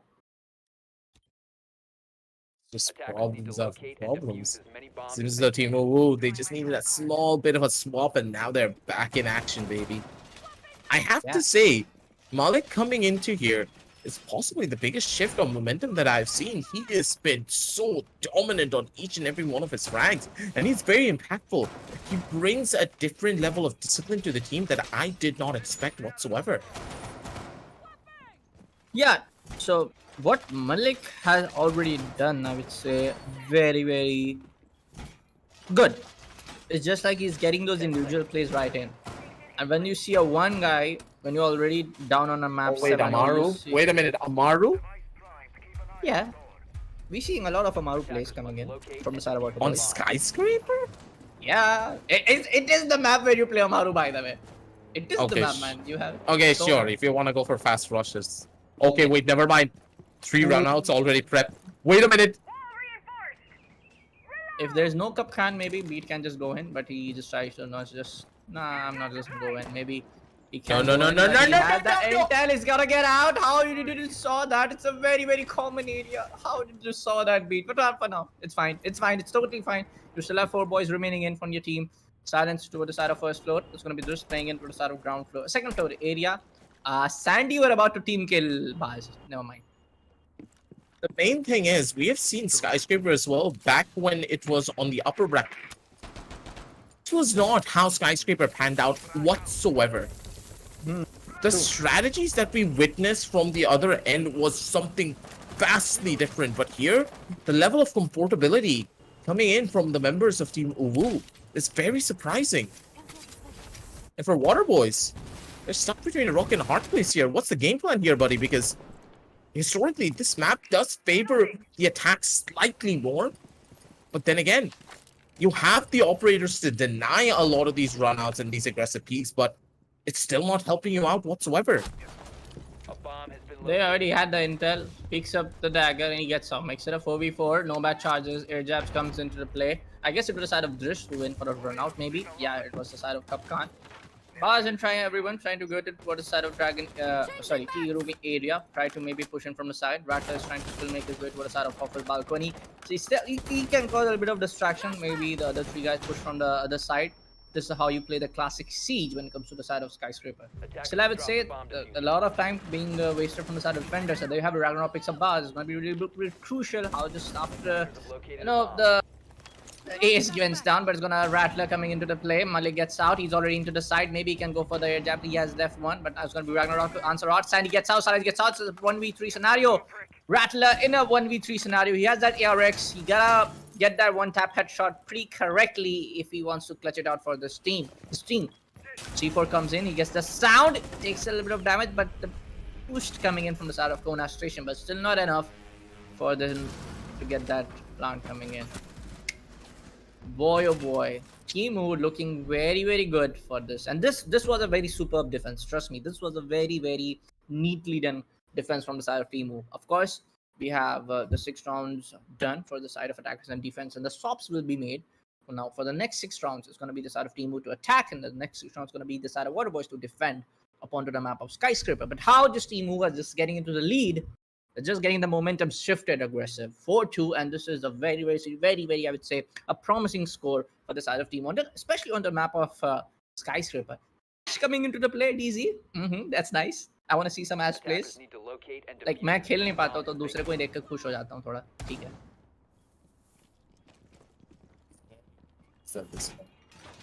Because the members of waterboyz, they are now the ones who are on the receiving end of a lot of hurt. The round ended on first half ended on a 4-2. So that's completely fine. That's a very stable scoreline where waterboyz and Team Ulu can play off of. 2 more rounds for Team Ulu to take us to match point. 2 more rounds for waterboyz to try and equalize. It will all begin here. They do have the Torn to play around with though. This could be interesting because this operator does find a lot of value, but early round deaths from Bass could be a make it or break it for his entire team. Yeah, see, man. We have seen the side of, I would say, Rattler, Beat, even Sandy, like Silence together, and I have seen them play very, I would say, just very good, man. I'm kind of like lacking into the words right now. My wordplay is not getting to the right, but I have seen them play very good when it comes to side of defense. What I would say unique thing is just Beat playing on Frost, Rattler on Warden. Now this can be the play they're trying to avoid. They think that they can use the same strat how they were coming at with Yang, with a lot of flashbangs coming into the waterboyz when they were attacking. So it was a good decision to go on. Makes it the first shot. He gets the second one. The pre-fire ride coming in. Ragnarok gets down. Makes it a 4v5. Nook. Try to maybe imitate the side of waterboyz. The similar kind of operator composure. Rattler gets down. A double kill coming in from the side of Timu. Sandy and Rattler both goes down. Where was Sandy exactly? Maybe he was doing for did they get a peek. phone? Trish, if he gets a phone. Yeah. Oh no. For now, we see a 3v3 scenario. There could be Logic Bomb getting in place. As far as I remember, Logic Bombs are getting a buff into the next season. Frost misses first shot, goes for the ping, reloads. Beat needs to be in a very good angle if you would just want to take some, because it's going to be Bars and Salad coming to the rescue. But still, he is exposed from the downstairs. Ash is also trying to make his way, and it's going to be now a 2v3 scenario. Dish also very much, I would say, in a very less HP side. It gets the Ash, and that was a very big mistake to come on side of main stairs. Oh, Salad gets another one. That's a shot. Malik gets down, makes it a 1v2. The momentum entirely being shifted for this round for the side of waterboyz. Oh, Drish left in a 1v2 scenario. I guess he still has one of those Logic Bombs ability left out. Maybe he can just go on to ring the bell. But still, the HP is not enough. And he misses the headshot, the one-tap headshot. Maybe Silent's gonna just pick another one and make it a 3k. Hey, gets one. Trish, he has the timing for it. Angle fair! Hey! Yep, Silence is just not gonna Nice miss one. that. Beautiful taps. Held the pixel angle perfectly, saw the position.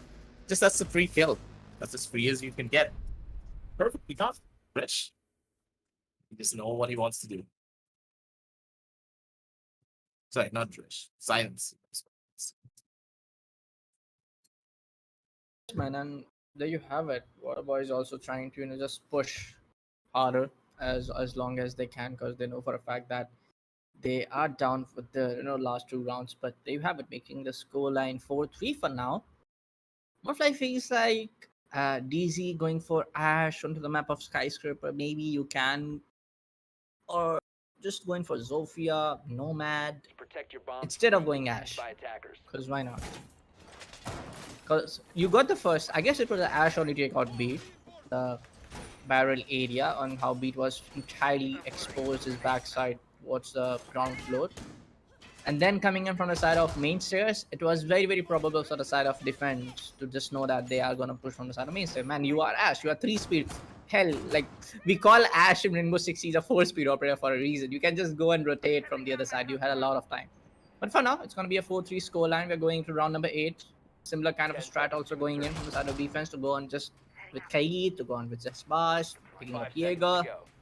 The only thing I would say being different on the side of operator pick is going to be Rattler Locate and defuse picking up the bomb. Scorpion with the Ella.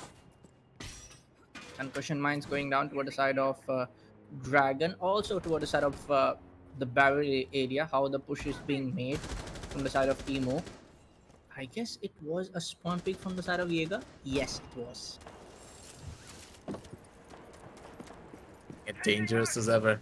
Because that waterboyz, they are not gonna give things up that easily. But that last round was very close in contention. So ooh, they have an opportunity to take things out already.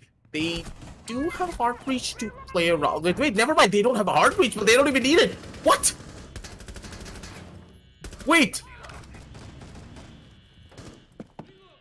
No heart reach, and they already got 3 kills all across the map. Yep. Oh wait, this is bad. They're on towards the side of drums, but still Silence. He's trying to equalize things out. 3 versus 2 situation on the map. 1 more kill is all that they need. Boss! Taking massive chunks of damage. He has the recoil under control, but those flashes are gonna force him back out. Drums not on his contention. He needs to run on away straight. He has the sight to play around with. The diffuser still not in his hands just yet. He needed to give up the angle. And now it's all up to the attackers to try and work their way through. Drones are going to spot him out. Baz's position has been completely revealed. A couple of pre-fires and he's downed here completely. A couple of more shots, but you do have to remember that Silence, he's still in contention. He needs to make a play here. He cannot just play it safe. He needs a kill and he gets it. 2v2. Silence. He comes in clutch for this. That's all that they needed. Now they can play it slow. Now they can play it safe. Play it systematic. Any way that you possibly can. The Jackal has 3 more scans left though. That could be the make it or break it for them. Oh, they need to find the footsteps. And they need to track down that one singular player. Nook and Jackal. A perfect combination of stealth and proper information. Can they play it out though? That's what we really want to know. Find the head. Oh, what a shot! Fire. Triple kill coming in. Triple kill coming in. This can be a 4K from the side of Silence just to get on. And maybe at the same time, Malik should have just pushed in. This was a lack of communication coming in from the both of the players on the side of attackers. Maybe that's one probability that I'm trying to just make. Identification being made, tracker being into the place. Still in a 1v2. No more pre-fires coming from both sides. But Baz is still right there behind the shield, making things very hard. And it's going to be Silence to get the final kill on Malik. 4K coming in for the side of Silence in this round. And like you just said, like where was how... the tracks? Sorry? Like, I don't understand. The Jackal did not opt to go in for the track when Nook was trying to work his way up from stairs. They needed information. He still had 3 tracks available. He didn't use any of them? I guess he used one, but after that he didn't have the footstep over there. Because he used one at that time when the Nook was trying to make a move, but it was 3 seconds behind, if I'm not wrong. Because Nook, he got concussed when he was trying to push. He used them after the Nook died.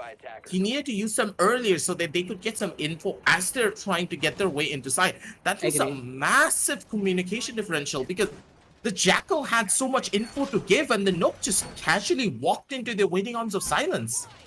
Especially like the one more thing that they would have done to just push on from the side of diffuser, man. Why you are just trying to make a move from a similar area? Everyone just going in from the side of the what do you call it? I'm really sorry. Exhibitions. Like the exhibition and the other one. It's the main skyscraper. People don't remember the callouts anyways. It's just like... No, I remember it, man. Come on, man. I just forgetting it right now. I'm sorry. It just like it's Siege. I've been seeing this since the first Pro series. That in our region, players do try to make some kind of a orthodox push. Try to just 2 guys going from the same door, 2 guys just trying to make it from the same room. Nah, that's now how you push, like when you are in a map point situation, when you're already 2 maps down. That's one thing that we talk about. But now we can see a similar kind of operative composure. Now, but this time we can see Baz going for the cup count. You can see some of those vertical angles being made from the hands of Mute. Baz takes up a lot of damage. Maybe there was pre-fires coming in from the side of Dokebi. That's not going to be a problem. Thunderbird coming to the rescue. Kona Station, not Q9. It's Kona. It's going to be Kona Stations coming in. Still, both of the teams have now equalized the score, especially huge props goes toward the side of waterboyz. Silence, he knows he has been drawn. It's going to be a window coming in. Maybe he can go for a pre-fire. But for now, it's going to be Silence to get the sound from the other door.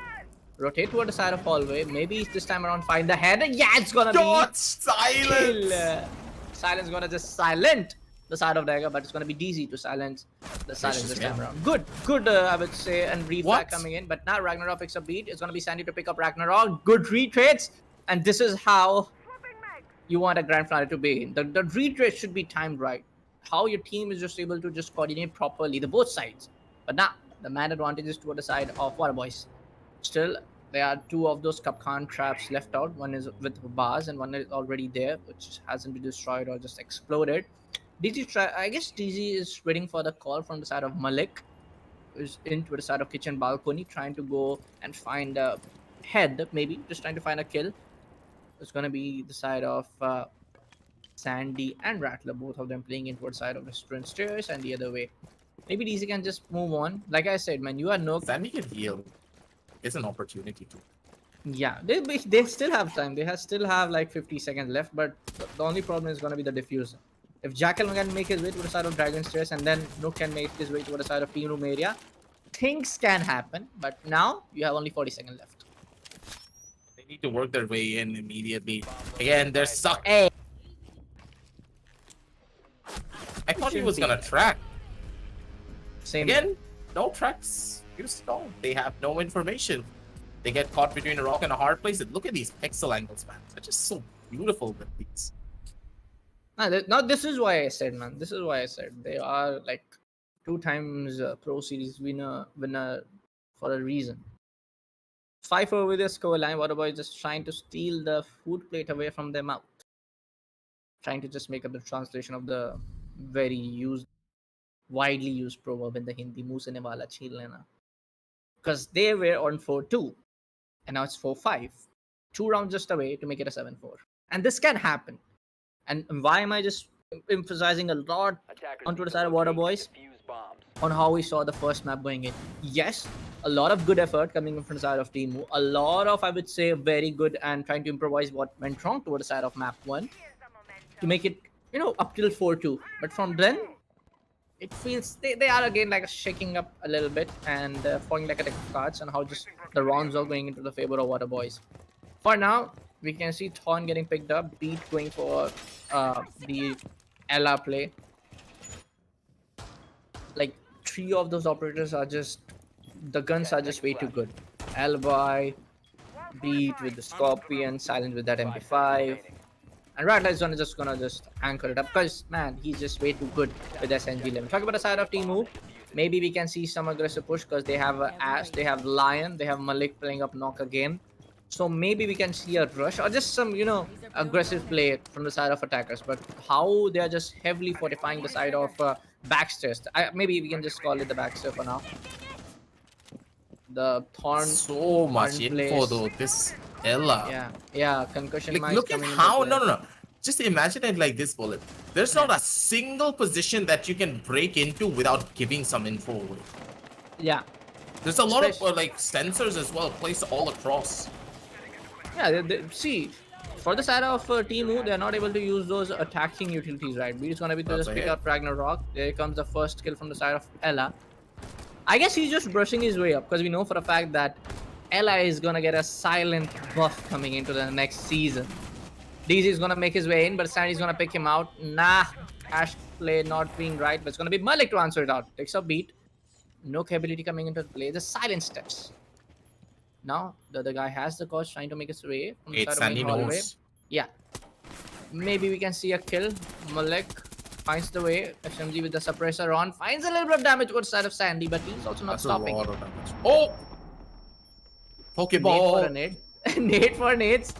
Nade for nades, but not gonna do a little bit of damage. But Sandy does a mistake to just push him out. Malik gets the kill. Bass takes up Drish with that SMG. A nice kill coming in from both sides. Now, it's gonna be a 2v3 scenario.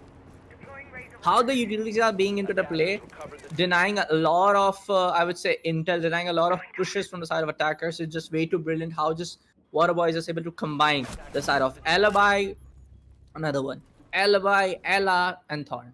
It's just way too good. And a Rattler, dude. His SMG11 is just an absolute godsend. He just doesn't miss. As soon as he's on the defensive side, we see a completely different Rattler. Sorry. The SMG11 is just built for him. For now. waterboyz, they look clean with it. A pretty rough early start, but as soon as the defensive side rolled around, the team is back in front. Yeah, man. Also, you gotta give up to the side of Timo, because like I have said when we're doing the pre-show, right, aggressive, like we have seen the side of Beat, Silence, Rattler, Sandy just being very active into the Rainbow Six Siege circuit in our region. But like how Baba said, the side of also Timu, they are the ex Attackers need to players. locate and defuse I have bomb. personally I have not seen way too active in the tournaments right now, which are going in for the past 1 year, I would say. But that can be my mistake if I'm not having the info right. But it feels like they are in the form. They are they're just way too good for now. And this can be that one other factor. The team is just not having their day, because we saw how they went in 4-2, but this time we are seeing the comeback being made for like the side of waterboyz, because the defense swap being made and it's going into their favor every now and then. Especially if you talk about the side of attackers, yes, I'm gonna say this: the utilities being into the play, not coming right into the favor of Timu. As you mentioned, aggressive like Jackal, especially the side of Jackal, man. And again, even I can say how Drish is not able to make those Ash plays coming in. You should try to abandon Ash for like 1 or 2 rounds. We saw Drish going for some other operators on the starting of those 1 or 2 rounds, but it's going to be Ragnarok to get out and take a little bit of damage. Not a little bit, like almost getting taken out from the hands of defense. This comes with a pointer that you don't have a Finca, because he is already been banned from your team itself. So it's gonna be a little bit of problem. Pre-fire coming in right side. He gets out dagger. Boy, oh boy. Now That this was is too why. close. That was too close, and this was some damn good. He got the sound. That was some good reflex right there from the side of Sandy. Grenade tried to being into the place. No, not much of a damage, but this time around, Sandy comes up with another one. Takes out DZ, not going down. Ragnarok still very blessed on HP, but those one nade can do the magic trick. He's going for those explosive drones play. Maybe he can make his way. Mute charges going down. It's going to be Ragnarok to push up very aggressively. Takes out the concussion mine, but nah, he gets concussed itself. It's going to be BB to take out Ragnarok. No, bro. No, you're already down on HP. Why you want to just push in? Doesn't Malik have a is just gonna choice. be- They need a play at this point. They need a play. Okay. Like, honestly, tell me, what do they do in this situation, Bullet? They need to get something done. Three guys are just pushing from the side of Gisha. That's bad. And the objective is on They have the side of nothing. other. Yeah. They're like, they want to get into the building, and I think that Shisha's the only way to get their way in. Like, there's no other place. Okay, they find the first initial kill. That's good. They're trying to entry from a position where it could be Low. safe, but never mind. Safety is not their #1 priority. The ball is no longer in business because Drish, he's the last customer. He's the last one to go in for this hole. Positions are known. He already knows that it's going to be a bottom 4 play. And I think with Drish going in, that's going to be a kill from the side. And that's it. waterboyz, they take it all away. Good game. A good overall effort being made from the side of Timo. How they got the defensive rounds to their side is just good. You gotta give up to them. But how just the momentum, or I can the pendulum, I just shifted into the side of waterboyz was just waterboyz. And look at that, Beat taking up 10 kills, Silence picking up 10 kills. Eh. Just 2 times pro series reason, 2 times pro series winner for a reason, man. And not just community cup, not just Rattler, not just like why I'm saying like emphasizing a lot on Twitter side of they are 2 times pro series winner. We know for a fact that how tight in the cutthroat competition is when we see the pro series coming to the play. Every strat being up held upon to the side from every player, just performing their 100%. It more of like feels like yes, Timu were very nearly close to the finish line. But yes, waterboyz, they just went up to the uphill, tried to just take out the round, try to just capitalize with the mistakes from being made from the side of Timu, and they got the second map itself. Now it's gonna be a 0-2 scoreline. Timu down with 2 maps. Things are gonna get real hard when they go onto the map of Theme Park. Now, when we talk about Theme Park, yes, it's a very big map. I would say it's a very big map for the side of Roamers to make a flank. It's a very big map if you try to just target ban Nomad. And trust me, if I just want to check if what Team U is attacking, and if they ban Nomad, yes, that will be a very big mistake. But if you are not attacking onto the map of theme park, if team was not attacking, just ban Oryx and Nomad. Just ban. Like, don't go for Finca ban. Don't go for, just ban Oryx and Nomad, because these are very strong operators, I would say, when it comes to the map of theme park. Just way too That's guaranteed. strong. As we jump on down over towards the highlights to relive all the moments that we did witness on the map of Skyscraper, I don't know. It just was a show coming in from both ends, and I'm pleasantly surprised. Team Uwu, they performed really well when it came down to their own defensive side, but as soon as the side swap happened, the disjointed plays, you can already see it, and it's all because of the drone play once more. The team just feels very disjointed. There is absolutely no utility usage coming in from the drones. Like, they're droning out for themselves, and that's it. Nothing more than that. In a lot of instances, that is one of the prime reasons why that they were losing. Team Uwu, they set up beautiful crossfires early on their own defensive side, but where are those crossfires on the attack? Non-existent. They're getting picked off, yes, in a lot of different fronts, but you're huddling up together on a singular sideline. You're trying to work your way in towards the building. I get that. Everything is completely fine. You have the general idea, but where's the execution when it comes down to playing together as a unit so that you can play off of each other? They're not really playing off of each other at all. For now, we can see the highlights all over the place. Initial, the first 4 rounds went to the favor of Timo, and those were some very neat and good rounds, especially the last two, round number 2 and round number 3 and round number 4. Very good, defense coming in from the side of Timo. But after that, things started to look a little bit scattered for the side of Timo. How just the momentum shifted away to the side of team waterboyz. For now, we can see the match summary. We can see team who from the side of Team who. We can see DZ going up 10-9 with a cost percentage of 45%. 2 times he went for the initiation frags. But talking about the side of waterboyz, Rattler, but just being Rattler. Rattler just being Rattler, man. All I can say. Beat going for 10-1, Silence going for 11-6. And this says a lot how there's a lot of heavy lifting needs to be done from the side of Teemu. Anyone needs to just step up and go for those initiation, like early kills, or maybe just try to go in for a spawn peek. Just like you gotta take out just one of the guys, either Rattler, either Beat, or either Silence. Anyone to just get that, the morale. Now it's a 4v5, we can do it. Now it's a 3v5, now we can do it. Because right now you're already down with 2 maps, and I have to say, like, how waterboyz came back after 4-2. Maybe we can see another 7-2, 7-4 onto the map of theme park. It's a good chance. But I do believe that they can easily turn things around and shrew it in their favor. Yeah. It's theme park after all. A map which does allow them to be a lot more, let's say, flamboyant in the way they want to take it. It's okay. We saw pretty decent improvement coming in from from map number 1. So I'll give credit where credit is due. That's what I really wanted to see. A form of a fight coming in from them. They want to try and take this win. They have finally dipped their toes, not only their toes, they've dipped it completely into the water. They're at the waistline, and now they need to prepare themselves to take that dive. Map number 3, it's your final hold. It's your final map. And if you lose this, you're done. You're out. It's a 3-0 win going in for waterboyz, and they're going to be crowned the champions for the Community Cup Season 3. But before they do get crowned the champions, we got to head on down over to the 3rd map.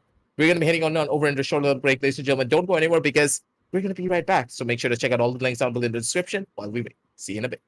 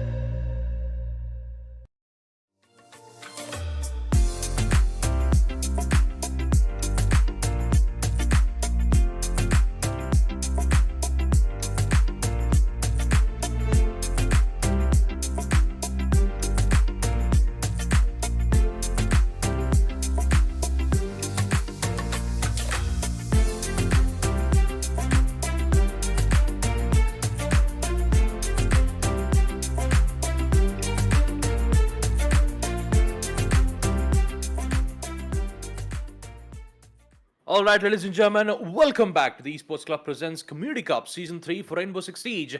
Supported by Ubisoft, powered by Zota Gaming, and of course, our broadcast partner Loco. This is the grand finals, of course, where we have Team Uvu still trying to make their best efforts on map number 2. It didn't quite work out well in their favor on Skyscraper, 7-4. And now we are going to see Team waterboyz be on map point, and it will be the map picked by Team Uvu. Theme Park might be the final map for waterboyz to secure their first spot, unless and until Ubu does something about it. I'm your caster for today, Bavagusta. With me, I have our co-caster Bullet the Killer. And I've got to ask you a question here, Bullet. It's been a while. Yeah, man. Again, welcome back. Thank and you. talk about map number 3, Theme Park. What are your thoughts about it? Yeah, man. See, like I would say for the side of Timur, they did really try hard from the map of Skyscraper, almost nearly pinning down to a scoreline of 4-2. But yes, you gotta give to the props to the side of Timur. Yes, they did try hard, but it was in the end the side of waterboyz who just went out in a 7-4. Now this puts up a question. You are on a 4-2 scenario on the map of Skyscraper. We are just trying to attack neatly, I would say, very fine for themselves. But then the momentum just being shifted away. You gotta not let that happen on the map number 3. I would say take it as a particular map is a race. You are very close to the finish line. Like we're already 4-2. What you need is just 3 more rounds to win out, or maybe just make it a 4-3. Not let it just be the score being equalized. Don't let the momentum entirely being shifted away toward the favor of waterboyz. And that's, I'm gonna say it again. They are Rattler, they are Silence, they are Sandy. They are pretty, I would say, good player. And the most the viable reason again, I'm gonna say they are the 2 times Pro Series winner for our region. So that says a lot. For now, we'll be going into the map number 3. It's gonna be the map of Theme Park. We're gonna see the side of waterboyz to be defending onto the map of Theme Park. For now, I see, Baba, like if we talk about the map of Theme Park, I entirely say the side of Timu needs to ban Nomad and Oryx. Trust me. And if they didn't, it is waterboyz maps. I'm gonna say this right now. All right. Yeah, man. And Map number 2, I did check it out on Skyscraper. They did win 4 defensive rounds in the first half, and then suddenly we saw waterboyz win the rest of their defensive rounds in the second half, and they didn't let Uvu win a single attack round. So, man, that has got to hurt. For Team Uvu, their main strength is on defense, and map number 3 being the map on Theme Park, they'll be going on attack first. So it will be a bit difficult, but whether or not we get to see operators like Oryx being played from Uvu's, and there might be a chance for them to bring this back. But the way how waterboyz have been performing for both those maps, I'm pretty sure that they are confident to end this. But Uvu, they've got to step it up. Ban phase itself, we see Thatcher, Jackal, Kaid's been banned. Quite the standard operators as you'd see in quite the operators you'd see on map Theme Park to be banned out most of the time. You still have Mute, you still have Bandit to hold out your ground on Armory and Throne Room.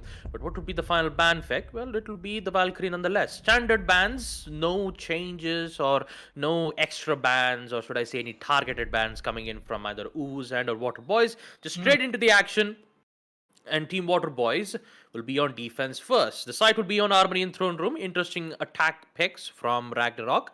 Bring in the Blitz, DZ from Finka, and Dagger, actually Malik with the Nook. yeah, actually, we're seeing a lot of Nook play from the previous map itself. Quite a bit. I'm a little bit surprised to see the Blitz play coming in from the side of Ragnarok. But yes, you gotta have the Nomad. You gotta have like the Claymore picks coming into your the tackle. You gotta select the Claymore. There's a lot of flank points, a lot of area for the side of defense to just rotate upon, and just caught you like a surprise. For now, if you talk about the side of waterboyz, they have got Frost. They got Alibi, Rattler going for Thunderbird. Oh, Rattler going for Thunderbird. Okay, again, Rattler going for the SMG. I can see why Rattler you just picked out Thunderbird. Bars going for the Melusi, and Silence going for the side of Mute. I thought for a second that Rattler is picking up Mute, like Mute is Rattler, and I thought Silence is Thunderbird. But no, Rattler is gonna go with the Thunderbird. One is gonna be the classic Armory and Throne Room defensive approach. Yes, you gotta place your Melusi Banshee traps toward the side of Dragon Stairs. You gotta place it toward the side of Hatch area. Then you can maybe, we could have seen a Vamai pick because Vamai is not banned. And I'm very surprised to see, even on the map number 2, Baba, we didn't saw a lot of Jaeger players coming in. The ADS were not there. Even on the initial rounds, up to round number 4, I believe, there were no Jaeger over my picks. Silence trying to go for the side of spawn peak from the gong room area. We can see another one going from the side of maintenance. So this is how, like, this is why exactly what Baba said. They are just here to just shut it down on a 3-0. Let me remind you guys, it's gonna be a 2-0 victory coming in for the side of waterboyz for the last 2 maps. It's gonna be skyscraper winning out in a 7-4. That was a comeback apparently being made, and the first map itself was a 7-0. Exactly what I said. Trying to go for the vertical C4, but it's gonna be a pre-place C4. Rattlers is up the sound. They are making their way to the side of the hatch over there. He's already one guy. LMG coming into the play. Dagger gets Rattler, and that's one strong guy. Drish going to the frost mat. Not a very, very favorable spot to be in, but I guess Sandy has already heard it. Maybe he can go for an impact nade to just open the angle out, but that can be a very, very risky approach for now. This has been picked up. There's going to be a kill coming in for Dagger. Once again, picks out Silence in a very good way. Now Sandy gets up the Blizz. He gotta run it out, but he's trying to go for the kill. Goes for the impact nade. Very much of a damage done. Another one. He gets Ragnarok. Makes it a 3v3. Now it's gonna be Bars to take out Dagger. Score, man. Manpower being equalized. Nah, it's gonna be to the favor of Teemu. How they just got a kill. What is out of Bars? It's gonna be just Beat and Sandy left out. They need to go back to the side. They need to play side for now, because apparently the side is pretty much empty, because Beat is in the locker room area. And now it's going to be Sandy to hold up the side entirely by himself. The manpower is still in to the favor of Teemu, but how I would say like both of the the teams are playing out quite fine for now. Trades are being done pretty right, but for now, Beat's location has been revealed. Maybe we can see entirely push, like 2 guys just pushing into a side of locker room area. Beat can just get caught out in a very easy way, but nah, there you have it. Makes it a 2v1. One guy still down. That was I would say a damage being done from the side of Beat. Now it's a Sandy left out in a 1v2 scenario. 1v2, and Sandy still full on HP. The only difference is that he doesn't have his impacts. He might be able to find an kill or 2, but apparently up against DZ it's a bit difficult because you have the LMG. Long range attempt. Sandy so low on HP, but he still stays, he still survives. Less. 15 seconds to Still go. got to be careful on certain lines of sight. They've got control on that particular place, and also round. they've got the final frag. That will be DZ in the end. Controlling the situation all the way from yellow stairs. It was Dagger who got control of 2 players out. Sandy did eliminated Blitz out of that particular place, and now gotta say that this is a good start from Teemu Wu, winning their first round of attack. Then slowly on round number 2, we might see them, bring this back slowly in map Skyscraper. Yeah, and this exactly what also happened onto the map of Skyscraper. They won the first 2 rounds. Yeah, the first 2 rounds went into the favor of Teemu only. It kind of means that like you gotta take a slow approach. You gotta be very steady with your overall execution. Just don't try to be over aggressive. Don't try to be getting overwhelmed, because this is exactly what happened to the map of Skyscraper. We're seeing a lot of runouts. I would say very unnecessary runouts being made from the side of Teemu. That was not needed. And you gotta check out what is gonna be with your opposition, man. Sandy, Beat, Talents, even Rattler, man. There are some really, really good players right now in our circuit. So you just gotta be a little bit cautious when you're trying to make a run out. 5 seconds remaining. Yeah, you have got to be cautious, especially for waterboyz. Heading out to defuse a bomb. And Beat, especially once when the default cam gets destroyed, he'll be able to get some information. And there you go, that information will be relayed. An attempt of a spawn peek, but Malik is faster with the FMG. waterboyz thinking of making a spawn peeks attempt, but this time it's been taken care of from Uwu's end. Yeah. So this time, in this certain rounds, I'm pretty sure that making a spawn peek like this will be red from Team Uwu. So they've got to be careful, and they've got to figure out a way to do this in a different way. Uwu, on the other hand, they'll be looking very happy about this because they just got the early pick. There goes Beat. Now all they've got to do is just focus on Sandy, and that's the main reason why Ragnarok has made a decision to bring in the Blitz. Mainly because they contest Sandy, see whether if he can annoy them, but you gotta be careful though. Into his initiation room, and also Sandy!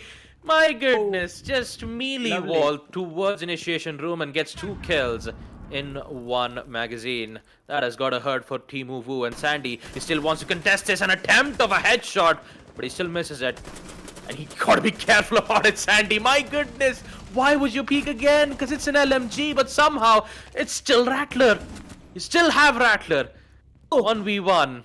Nice And one. DZ has still managed to bring this up.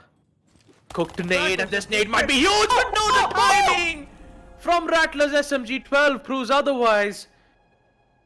The timing of throwing that nade and that headshot to confirm the Very kill unlucky, will give very waterboyz an equalizer here, folks. 1-1.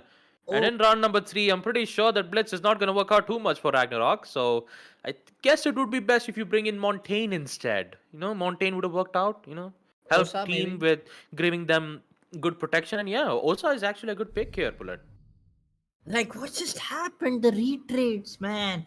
And the timing of that nade, so unlucky for the poor car. Attackers need to I locate almost and defuse as shouted, many man. I'm bombs really as they can. sorry. I almost shouted because that was nail biting out of an action that you really want to see in a grand finale like this, man. I know it's a community cup. We can't expect this kind of play in pro series, but hey, man, it's community cup. We got two of the finest teams right now in our community cup battling out for the third map. Let me remind you again, waterboyz pick up the first map onto the map of Oregon, making it a 7-0. Not letting any rounds going in towards the favor of Timo. For the second map, yes, it was a very, very good, the round, how just waterboyz able to just push in. Timo was just able to capitalize on over it, trying to re-up the push very fluently and just very good. But still after that, waterboyz just got the momentum in, got their intel right in, and just waved their way towards 7-4, winning that map entirely on the map of Skyscraper. This is going to be the third map where we can see nail-biting action coming in. Overall, good operative selection from both picks. But yes, like you said, Baba, the Ragnarok playing in the Blizz and not entirely favoring it up. On the first round itself, also, it was the Blizz to just getting picked out from the hands of Sandy itself, if I'm not wrong. The alibi who just took it out. Yeah, For Sandy. now, Yes, Sandy was just present establishing that crossfire angle. And that timing was so perfect for Sandy to get those 2 kills from initiation room itself. So, actually not initiation, it's office room again. Apologies for that. But all in all, waterboyz have managed to bring things up on round number 2. But the only difference is that can they handle out 2 LMG players, DZ and Dagger. Dagger has shown his presence on round number 1 itself, especially with the triple kill all the way from Yellow Stairs, and Malik might be able to find one of the players' feet. Nade pick. Pretty sure that nade will at least deal some minor damage to Sandy, but he is still safe from the Yellow Stairs for now. Attack drones will at least try to give some information on Sandy's whereabouts.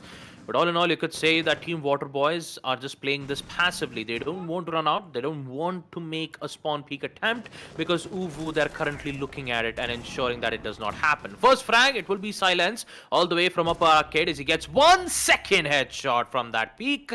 And there goes DZ. Again, I would say overall trying to just get on to the side of waterboyz, not really getting it right, getting into the favor of Timo. Located a bomb. 2 of the boys really down. I would say 2 of the main operators for this kind of a required push. Zirish gets out. Okay, it's gonna be beat to get out. I'm really sorry. With that run out coming in, Azami gets out. For now, makes it a 4v3. Still have the manpower entirely favoring her up to the side of waterboyz. Malik trying to make his way to the side of Trailers, use those silent steps, making his way to the side of Gongru. Maybe he can push in for the side of the Red Stairs. Trying to get the intel right. There's Sandy, my boy. Completely being surprised because the silent steps were on the right time. Baz, Silence, Baz and Rattler trying to defend up the side for now. You can get spotted from the cafe area. Now this is gonna be a little bit of problem. Silence trying to cover up the flank. Crab trying to cover up the crossfire for now. Rattler and Silence both trying to cover up the crossfire to the side of the stairs. But hey, it's gonna be the boss to take out that guy. Rattler going for the pre-fire, but it's gonna be knock. Just come up. He gets one, but it's gonna be Rattler shut him down. It's probably a 1v1 scenario because Boss is already down. He's not on the gun. Silence can make his way. The pre-fire coming in, right? He can get the sound right up. Now it's gonna be Malik. And Malik already down Boss. So it's gonna be the AK-12 play coming in. The pre-fire was so right. overall execution being very good from the side of Timu. But that push, like the entirety on how Nook was just coming in, Baz is also watching the same angle. Two of the defenders are pushing from the same spot. That was a little bit of mistake coming in from the side of waterboyz, and I find that reason why the round number 3 went to the favor of Team. That was not necessary. The one guy is already watching the window crossfire, one guy is already watching the cafe area, so you would have just like waited it out rather than pushing the attacker itself. Silence was mainly concerned about that revive. Probably because one of the teammate was down, right? He could have just ended things off on a Attackers need to 1v2, locate but and when you defuse have as many a bombs as they sprinting can. ace just repositions himself Yeah. back from one place to the other, it's difficult to predict whether if, Dresh would, hold his ground, or maybe he could plant the defuse. So having that confusion really did put Silence in a difficult mood, and because of that, Ubu gets away with yet another win. So pretty much, I gotta say, winning 2 attack rounds is a good thing coming from them, especially on map number 3, Theme Park, where sites like First Floor, Throne Room, and Armory is heavily defender favored. waterboyz, they did succeed round number 2, but the only difference was that it was a 1v1 gunfight. All round number 3s, all 3 rounds that we've witnessed here on map Theme Park usually ended up in a 1v1 situation. And 2 of them did ended up being in favor for Team Uwu. So for Sandy, the only thing that he should not be aware about is that Blitz won't be available because Ragnarok has made a decision to bring in the Maverick instead. The Breaching Torch will at least help him to make lines of sight or just remove certain gadgets through the wall. So you have good protection from that. But you've got to be careful on where Sandy and Rattler's positioning is. They're the 2 main reasons why the early rounds usually take a lot of time from Team Uwu. So they have some information from the attack drones. They're trying to get the attack peaks. They're trying to get a pick or 2 from Yeah. waterboyz. And the only main problem has to be the trade games. If they just manage to find 1 kill and fall back, maintaining that advantage, then I'm pretty sure that Ubu shouldn't have much problems in this round. Agreed, highly agree with the fact that, especially even when we saw the retreats happening onto the skyscraper, mostly it was the side of waterboyz to just go in. The C4 not being apparently being placed right. Ragnarok gets up from the hands of Baz. The fire of that SMG just tearing apart the side of Timo. It's gonna be Ragnarok to get down. The canister boy, which was, I would say, that was required to make that hole right up there. But for now, it's going to be Dagger to push him from the side of Cashtas. It's going to be Bars to watch out the yellow corridor. He knows somebody's pushing in, try to go for a pre-fire, but nope. He also gets in from the side of Drish, and AK-12 for the win. Makes it a 4v4. Chill. Silence trying to make up the barricade over the side of break room area. Not letting anyone in for now. Just, and not letting anyone grapple in. I guess for a fact that Beat knows somebody's here because he saw the sound. He heard the sound, and maybe he's just waiting for the Nook to come in and try to take up the kill. The execution being made right, but it's gonna be Sandy to take out Dagger. It's gonna be Malik to take out Beat. Trade game coming in anywhere, anytime, just happening right there on front of our eyes. 50 seconds left on the clock. Maybe we can see a push being made from the side of Office Vault, as we can see Ace trying to make his way up. Rattler knows for a fact there's going to be one guy coming in, gets the shot right up, makes out Drish, makes it a 2v3. The Finca boost is still in. Rattler gets out. Oh, that's a good kill in. Malik takes Rattle down, makes it a 2v2. There's Sandy, the boy just passed out. Oh, it's going to be easy to get out from the hands of Sandy. Makes it a 1v2. Malik left out in a 1v2 spot. Spots the head, misses it. Goes for another one, misses it. Goes for another one, misses it yet again. And Nook, he knows that I'm not going to pick it out.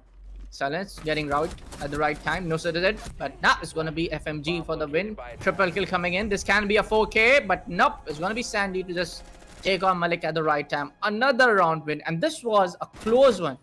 And apparently the whole effort and the whole execution coming in from the side of Timu was good this time around, I would say. What we are seeing for the last 2 rounds, just waterboyz just getting in. But this time around, yeah, Timu just getting in. The kills, the retreat towards their favor. But talking about how Finca made his push, like just waiting it out after like the guy made his push, the ace, talking about the ace, how he just picked in toward the side of Rattler. I guess she should have just pushed his way towards the side of left room, towards the left side where the guy was holding in. maybe this could have just provided a more space and the kills to just take out the round Attackers in need their to favor. locate and defuse as many bombs as they can. At least on the bright side, you could say that most of the gunfights that we've seen, Mhm. I'm talking about map number 1, Oregon. Most of the rounds that I've seen from waterboyz usually ended up in a flawless round win.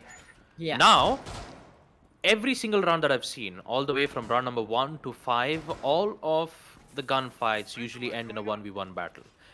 Some of the rounds, waterboyz had won it, and some, Team Uvu did. So it's usually those clutch moments where Uvu is, just barely holding on, and waterboyz, they could win some certain situations if there is silence or bars, because silence and bars are the currently two players who did lose that 1v1 gunfight clutches on round number 1 and round number 3. So whether or not if Team waterboyz can handle out this situation, I'm pretty sure that if this can be a same repeat on the second half, Ubu can have a chance to bring this back. I'm pretty sure that it can happen.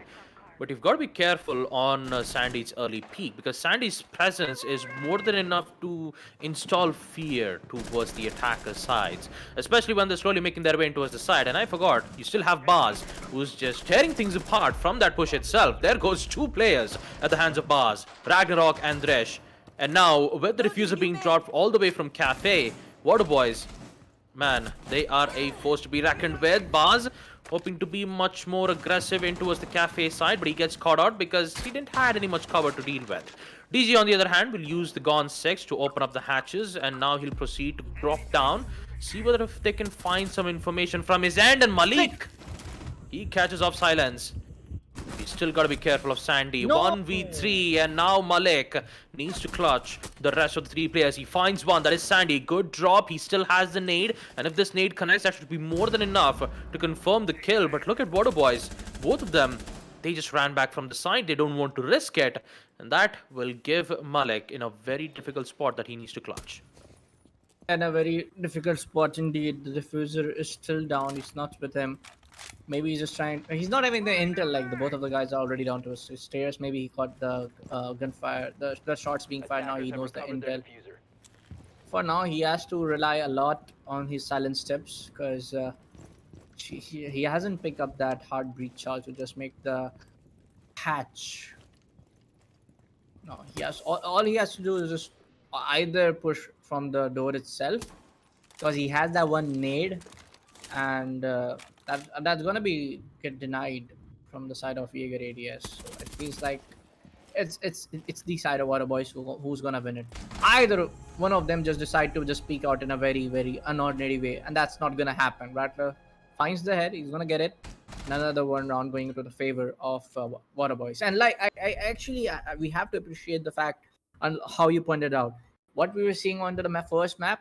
It was being a flawless round from the side of waterboyz. For now, after 2 maps being played, which haven't been to the favor of Team Wu, we saw a 1v1 or either a 1v2 situation. Now that's a good progress, but we are in a grand finale, so I feel like more of these efforts needs to be made from the side of Team Wu if they want to win. Because if you want to win, you gotta win back-to-back 3 maps, and that's a pretty hard job when you are Attackers facing a need to team like locate waterboyz and for now. defuse bombs. Yeah, I believe waterboyz realized what they were making mistakes of, and that Yeah. was mainly because losing their 1v1 gunfight. So when you saw the previous round where Malik was in a 1v3, they immediately went back to the site, because the site is the only place where they can feel safe. And most of the reinforcements have been not destroyed, so it's usually a safe haven for Team waterboyz to hold their ground. So they did exactly that. And in a 1v2 situation, it's pretty difficult for the Nook to, get a kill, especially when both of the players are in the side itself. 5 seconds. But all in all, 10 kills from Malik. He's been doing an exceptional job as, as a fragger. He has succeeded in removing Sandy out countless numbers of times, but he has never tried to, get more value out of it.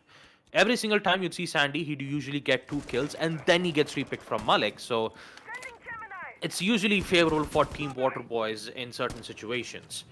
Now on round number 6, side being on initiation room / office. This will be the last side that waterboyz will be defending.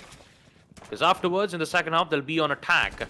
And in that attack, it will be even much more tougher for Team Uwu, unless and until if they got things covered on defense. But all in all, we gotta wait for this round to end. We've got to see the end results of it, and it will be Malik. Good shot as he succeeds in removing Sandy off all the way from the locker's room, which means that there has one. But the second Another will one. come in from Dagger 2. This is looking good. High likely chance for a 3-3 equalizer. Yeah, this can be made because two of those heavy, I would say, just the guys who are just going on for kills have been out. Not, I would say, very impactful being made from the side of Salim. There's going to be beat to take out Malik for now. Malik was already very low on HP. For V3, it's going to be 1 minute and 15 left on the clock. Ragnar was already toward the side of second floor, slowly trying to make their way. Try to gain up the vertical control for now. And yes, they have done it pretty easily toward the side of daycare area. DZ is trying to make his way from the side of storage. Bishop is trying to make from the side of cafe area. We see no flanks coming in. For now, it's going to be just Bars trying to hold up the dragon stairs. Beat and our Bars. Beat and sorry, Rattler. Oh, Rattler is already onto the side of downstairs. My bad. So it's going to be actually just one guy holding up the objective area. Apparently, the heartbreed charge is going in from the hands of Thermite. This can be really bad if all of those, two attackers make their way to the side of the objective area. But for now, Rattler is trying to just rotate, but he's not really sure if somebody is holding his way to the side of left side. Now this can be really crucial if anyone from the side of attacker maybe try to pick up a long angle and take out Rattler. This can provide a lot of increased space, but it's got to be Rattler to take out Ragnarok. Jinx my way. There you have it. Baz also takes out DZ, makes it a 2v3, 37 seconds left on the clock. And in no way, Team Wu can win this. On how it's just beautifully just the long range headshots coming in from the side of Rattler. Even with the breach being opened up on second floor room itself, it's difficult.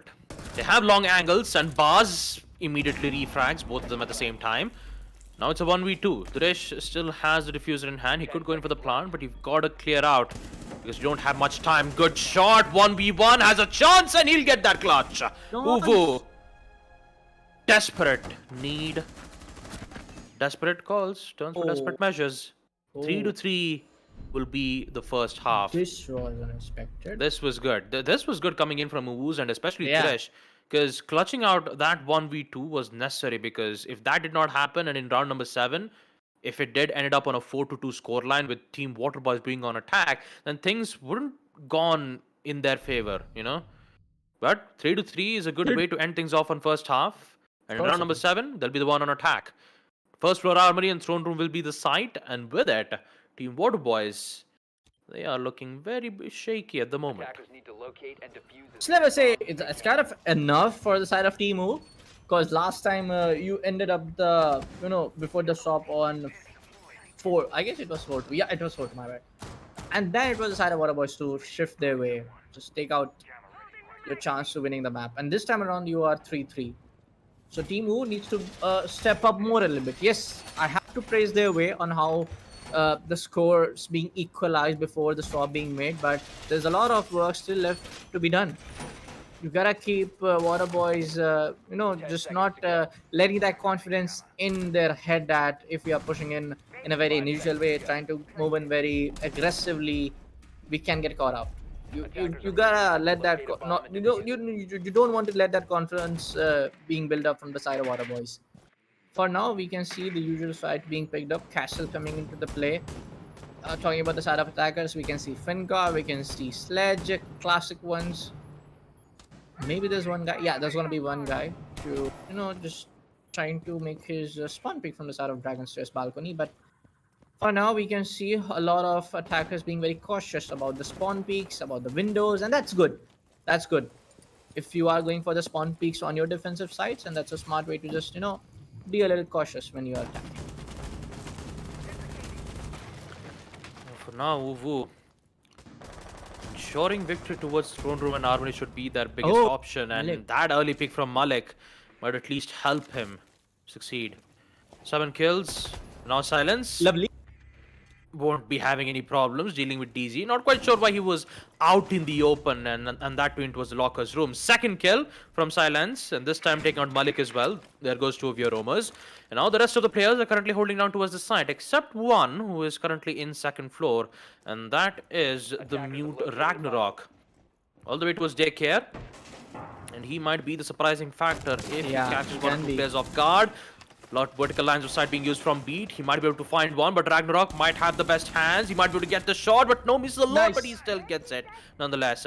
Equalizer 3-3, and you could say that this is looking good from Uvu's end. And you could say that getting control on first per hour in Throne Room will be a bit tougher, knowing that you still have bars with exothermic charge, and now you see Sandy. He wants to remove this out because if Ragnarok poses a threat to them, it'll be difficult. Nice. There you go, headshot. Ragnarok gets another one, and Buzz wouldn't be having any problems dealing with them. 2v2, 1 minute left, and waterboyz, they still have to open up the wall. Yeah, man, still, I would say the damage being done from the side of Ragnarok. He played it very good. The flank being into the right time, everything on the right spot. But Baz, he knows for a fact that if the guy is already placing that other angle, I want to push from another door. For now, they gotta, open up the walls to go to the side of yellow corridor. Needs to make up another entry point. Maybe he's trying to go for the impact trick. He's 1 point, I would say, milliseconds late. For now, he has a Zofia concussion nades. He can go for a, concussion nades. Oh, I see what they're trying to do. One guy's trying to push up from the side of yellow corridor. The other one is trying to make his way. You can find the head. You gotta find it, and he gets it. Drish gets out, makes it a 1v2, and that's what not the rotation you want to make Melusi. Oh, Dagger picks up Silence in a 1v1. Baz has taken a drop towards the side of towards the side of Hatch. He's going for the plant, trying to fake it. Remaining. 15 seconds left as we hear the narrator. Baz is going from the plant. He maybe tried to want to fake it yet another time, but he has this up to the side of Melusi. He goes for another one. He goes for the pre-fire. Another clutch coming in from the side of waterboyz, and this was the clutch that they needed. And this was a very well executed round from both the teams, man. How Ragnarok just went in, tried to just shut down the attackers were trying to gain the vertical control, and then it comes to the side of attackers to make their way from the side of yellow corridor, and then it's going to be Thermite to open up the hatch, and both the teams did really play it well, man. Of course, in the end, it was the side of Bars to just clutch it out in a 1v1, but this was a very, very neatly done fight from both the teams, and 4-3 will be the scoreline for now, Baba. Again, you gotta go into the side of Armory and Throne area, but I guess for the side of Team U, we need to see roamers, apparently surviving for a little bit longer. Yes, Ragnarok's role was very good, and how he just went up for the second floor, got 2 kills. But I think, like, if you are going for Armory and Throne area, one of your roamers just need to be alive to just create that confusion for the side of attackers. A flank can come in any time. Left before insertion. I gotta say, 5 waterboyz, seconds left before insertion. they thought that just by removing 2 roamers would have been more than enough to focus on the site. But you forgot about Ragnarok, who was still patiently waiting in towards daycare, and Beat had absolutely no idea while he was doing his work in towards the office. So maybe, bringing in the Nomad could at least help them. Those air jabs would have at least given them some sort of protection. But all in all, what's done is done. You cannot focus more on the past, but instead you can focus more on the present. Rattler decides to bring in the cabbie. The calls will be so influential and powerful. All it's got to do is find its mark. Rattler, aggressive attempt, but it will fail nonetheless from DC. Get it the kill nonetheless from the Pete and Roni, and the best part about it is that he hasn't dealt a single damage to him. So 100 HP full on from the hands of DZ, and now Pete needs to figure out a way. Never mind, you still have Sandy, the LMG. How can I forget about it? He gets to take out DZ. The cooked nade from Beat might be able to flush 1 or 2 players off guard, but Silence, he's doing his own work by taking out Drish instead. 3v4, now you got to focus on the side itself, where we see Sandy just constantly pressuring towards that place, but somehow Dagger, for a moment there I thought he winced it, but no, it was an instant trade. 2v3, Ragnarok and Malik, which means that Ragnarok is still all the way upstairs. Now he's got to go back downstairs to give protection from Malik itself, and also ensuring that they won't get side control. Yes, like I said, man, they're doing it absolutely right. One guy's already still surviving outside the objective area. This is very good play coming in from the side of Malik. You gotta keep that confusion coming in, even if you don't have the manpower. But the problem is Ragnarok is still alone in the side. Now this can be really bad if anyone just pushes in and takes out Ragnarok. Malik's gonna be left out. For now, we can see Beat. We can see Bars and Beat trying to make his their way. Grenades go down. Malik takes a little bit of damage. Ragnarok destroys the drone. Was trying to gather the intel coming in, but nope.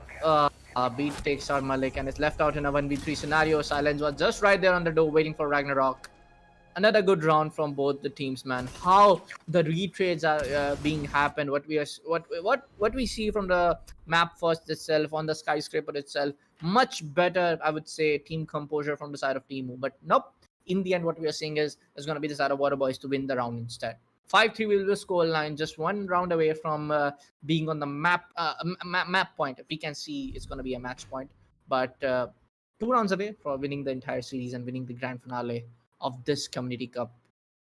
But for now, I see Teemu can make their way, because how we are seeing that for the past, I would say 3 rounds, or like for the even on the rounds where Teemu won, most of the the first kill going into the favor of Teemu. Even on the last 2 rounds, we decided waterboyz to take them out. But even when you are taking the first guy down by any means necessary, even then you are losing that round. This means that something isn't right. Like, what is going on? They gotta figure it out real fast, real quick, because waterboyz is just 1 round away to being on the match point. 2 more rounds. 2 more rounds for waterboyz to secure map win and also claim to be the victors for this grand finals of the Community Cup Season 3. They're very close. The same thing can be said to Team Uvu as well, because they are also on 3-5. They could equalize it by winning 2 defensive rounds. The way how waterboyz are not letting them have a single win on the second half itself just gives me a bit of concern. It's nothing much else. But no matter how many times Uvu tries to bring this back up, no matter if Ragnarok tries to roam all the way from the second floor twice on round number 7 and 8, round number 9, it's difficult to even predict. Dagger brings in the P90, the weapon which has high fire rate and a good magazine capacity. You've got to worry about those shots though, because Rattler, he's not stopping. Headshot takes out Dagger. Without the usage of Doc's stim pistol, you cannot revive players long range. So in a 4v5, I'm pretty sure that waterboyz will make good use of those grenades. Mainly will be used to flush out one of the players, or maybe they'll just use the LMG of silence and just, get it once and for all. I do have some hopes for Team Uvu, especially from the C4s. Rattler on the other hand gets the second. But in the end, it's still in the favor for Team waterboyz. Bars, on the other hand, still has control on the side, I'm guessing. Nice one. And Ragnarok gets to catch off Rattler while he was too busy using the nade. Looking good, and Dresh might be able to help him a lot. Oh, he's going to take a lot of damage though from his end. 10 HP, but in the end, Silence gets it back. 2v2, not for long, 2v1. As it's all down to Bars, who needs to clutch this. No. All he's got to do is just take out Dresh, who is so low on HP. One single shot to the leg is more than enough to get the win. But he could revive Silence. All he's got to do is just be careful. He still has a C4. No. Revive, flashbangs, not being able to have any effects on Dresh, and that C4 toss might happen. Oh no, not working out too much, but in the end it will be Silence who gets it. Waterboyz, they will win round number 9, and with it they will be on series point. Yeah, man, series point today is, I can say Community Cup point. Like, even that's a thing. Yeah, community point. Like, see, man, that was a very well made effort from the side of Drish. You gotta give up to him. But HP, being very low in HP, like that was one thing. But for for a fact that you downed a guy, you could have just tossed the C4 right in when the flashbang was there at your eyes. You could have just tossed your C4 right there. C4 tossed like 1 second late, and it was the side of waterboyz to make it a match point. Again, they're going for the same side for the second floor. Hiding simulator. I see you, Sandy. I see you. Players having a little bit of fun in the chat section. For now, it's going to be, like, again, waterboyz being on map point. I was expecting like waterboyz to just play something very very aggressive, but it's just classic siege that you are a very good team. Overall composure is looking very good. You are getting those gunfights to your favor. But yes, I was expecting some nomad play, expecting 5 some seconds oryx remaining. play, but nonetheless, it's gonna be waterboyz being on match point. Attackers are moving out to locate a Match bomb and point for Team Waterboyz, and also championship point. They've Yeah. already won 2 map rounds back to back, and now they're here to claim map number 3. And Uwu, they are yet to respond in the second half. They haven't won a single defensive round, and that is going to make them even more problematic. The way how Waterboyz have been performing on attack itself, Yeah. it's going to put them in a very difficult situation. Not quite sure what exactly is going to happen to him, especially when Silence makes a play like that. 3 kills to remove most of the players, and now he's going to hunt for more on round number 10. He still has Sandy with the Oh, support, but nice. somehow gets picked up from Ragnarok. Only get refragged from Beat nonetheless. 4v4, no change at all being done. Dresh, Okay, minor are you- adjustment of the ADS, because why not? Okay. Extra safety, extra measures. You don't Yeah. have to worry about it too much about grenades, but you've got to worry about the players who are slowly pushing towards your play. Speed gets 1, so does DZ. And now it's a 3v3 stand. It's a 3v3 gunfight. Beat, on the other hand, gets caught off right through the drone hole. Very well done from Dresh. But now you just got to focus on removing the 2 players. It's No, Baz no, and no, Rattler. Dresh. Rattler gets 1. Unaware of the information, and now it's going to be even much more tougher for Team Uwu to be defending, because that breach charge, the exothermic charge, to open up that entire line of sight will cause a lot of problems. And here comes Rattler through the drone hole, almost catches off Malik, but he still stays alive. Uwu, they are this close of losing it, and they are still holding on. located by attackers. So many situations in map theme park always ended in a 1vx situation, and this time it's a pretty different situation. 2v2. Cook grenade from Rattler. Will this catch off one of the players? Nope. That's not gonna work out. Not a lot of utilities left for the attackers, but they still have some information on players' whereabouts, and they're gonna put it to good use. Baz misses the opportunity, and now it's gonna be even much more No, problematic from Rattler. Dagger, because Malik is here. He takes out Rattler. Now it's a 1v2 situation. Both of them has their crossfire angle set. Nice He one. finds one. Can he get a second? Yes, he does. Baz. Lovely. What Another a clutch. What a clutch 1v2 from Team Waterboyz. And there you have it, folks. Team Waterboyz will be your victors for the Community Cup Season 3 of the Esports Club. What a way to end it off. 3-0.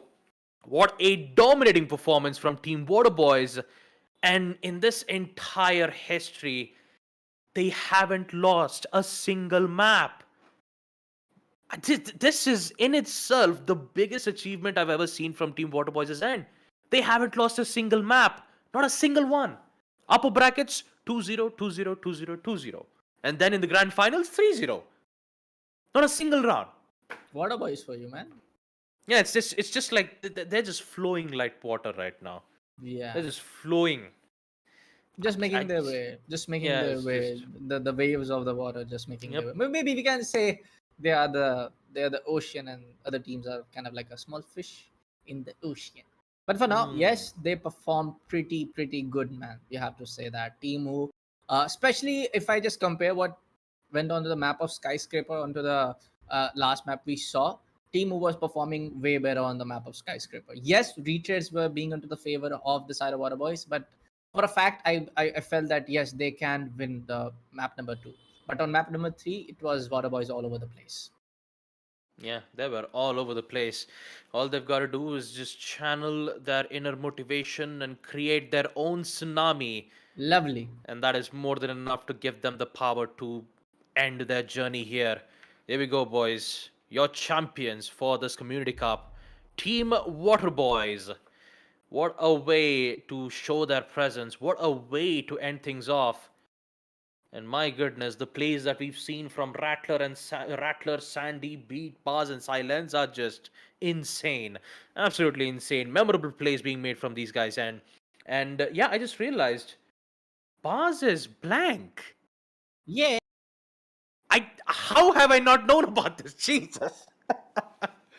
Man, Man, what a way to end things off of me realizing that that was blank nonetheless. My goodness. All in all, man, congratulations for Team Waterboyz as they will end up winning this entire series. And I'm not gonna lie, this will be a good history to talk about, Bullet. Yeah, Not man. as Like, it's just not as they won everything. They have won every single match. yeah, man. 6,000 credits per player. Congratulations. Especially when like talking about the map itself, less team over struggling a little bit here than there. But again, that fact remains for what I said.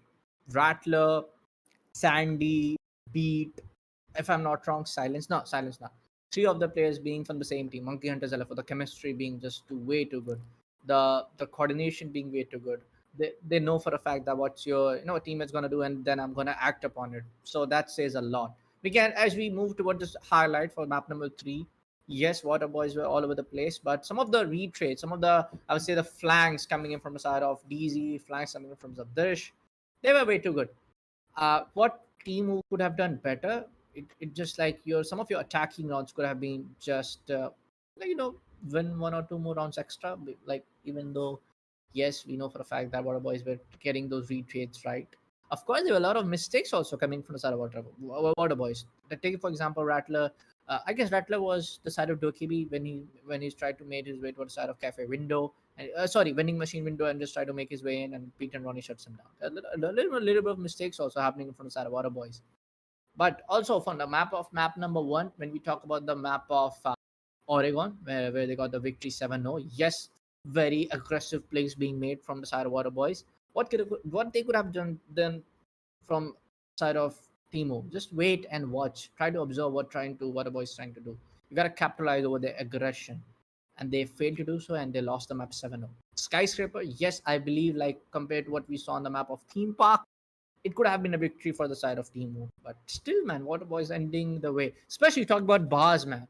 Talking about this player, it was just like the clutches coming in so perfect for the last, like on the skyscraper also there were two clutches from this guy.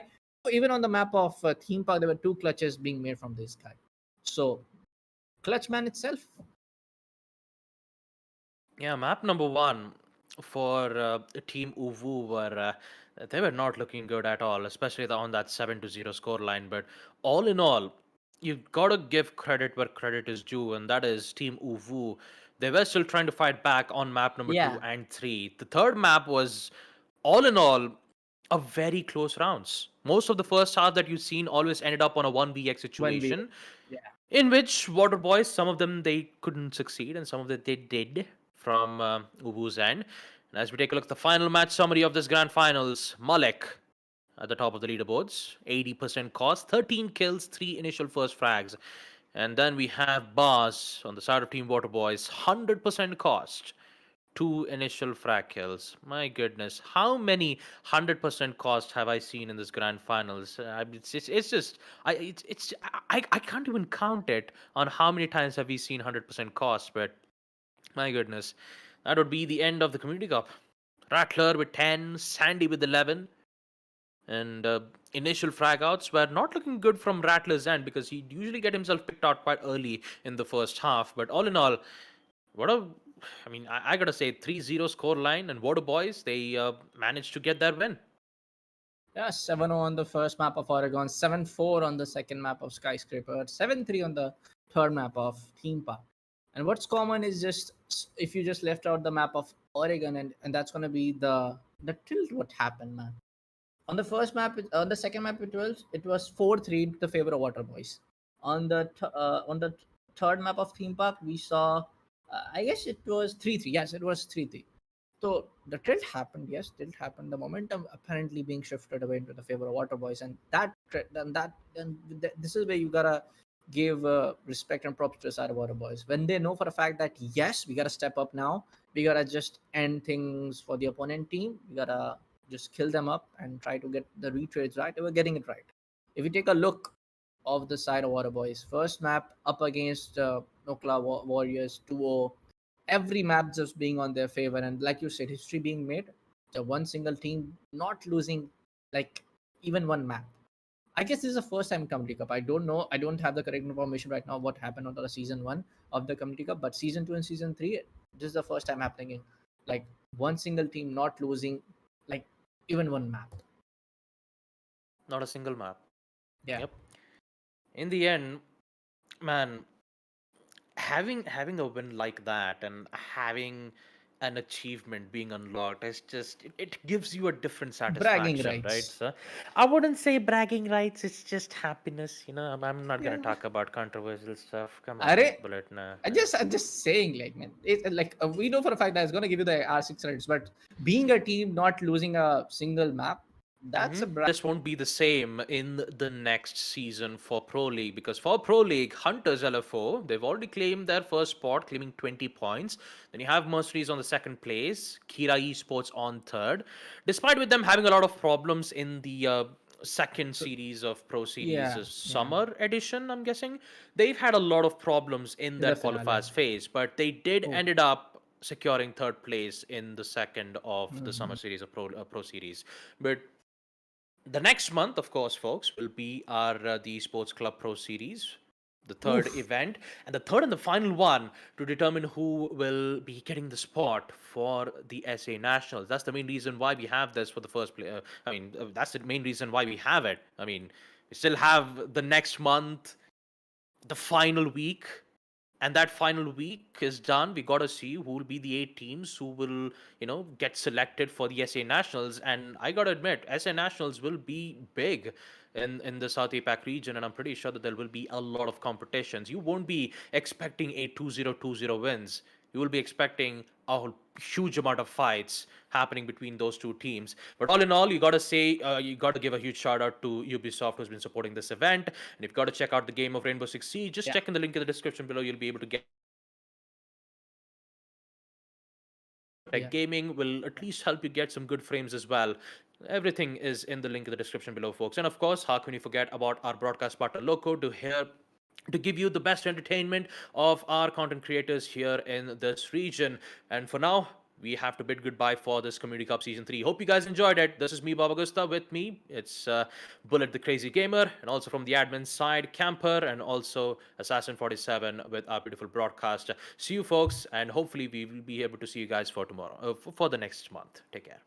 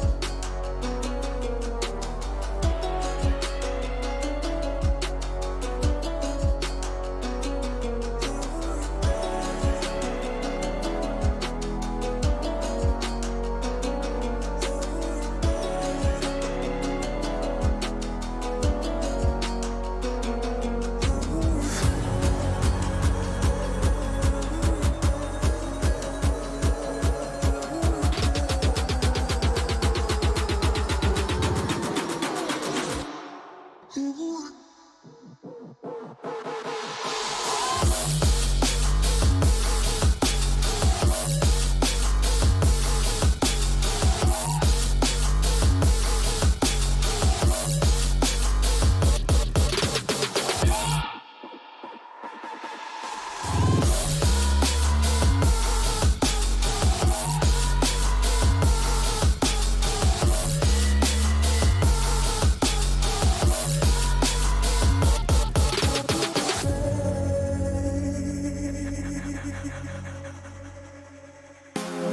don't know if I can make it when I walk alone.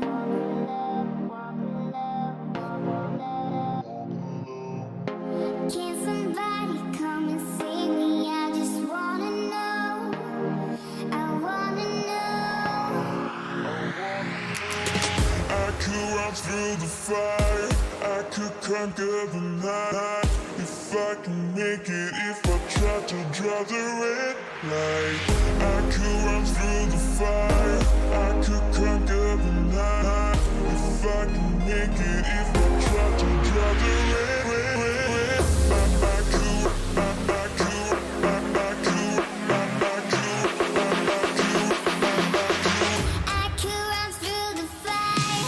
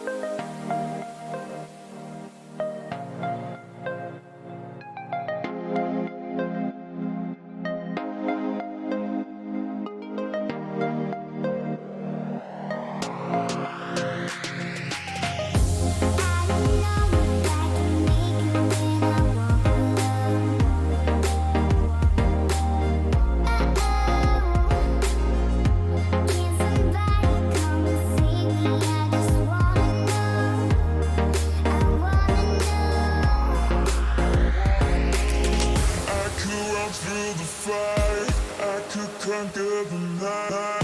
If I can make it, if I try to draw the red light. I could run through the fire, I could conquer the night. If I can make it, if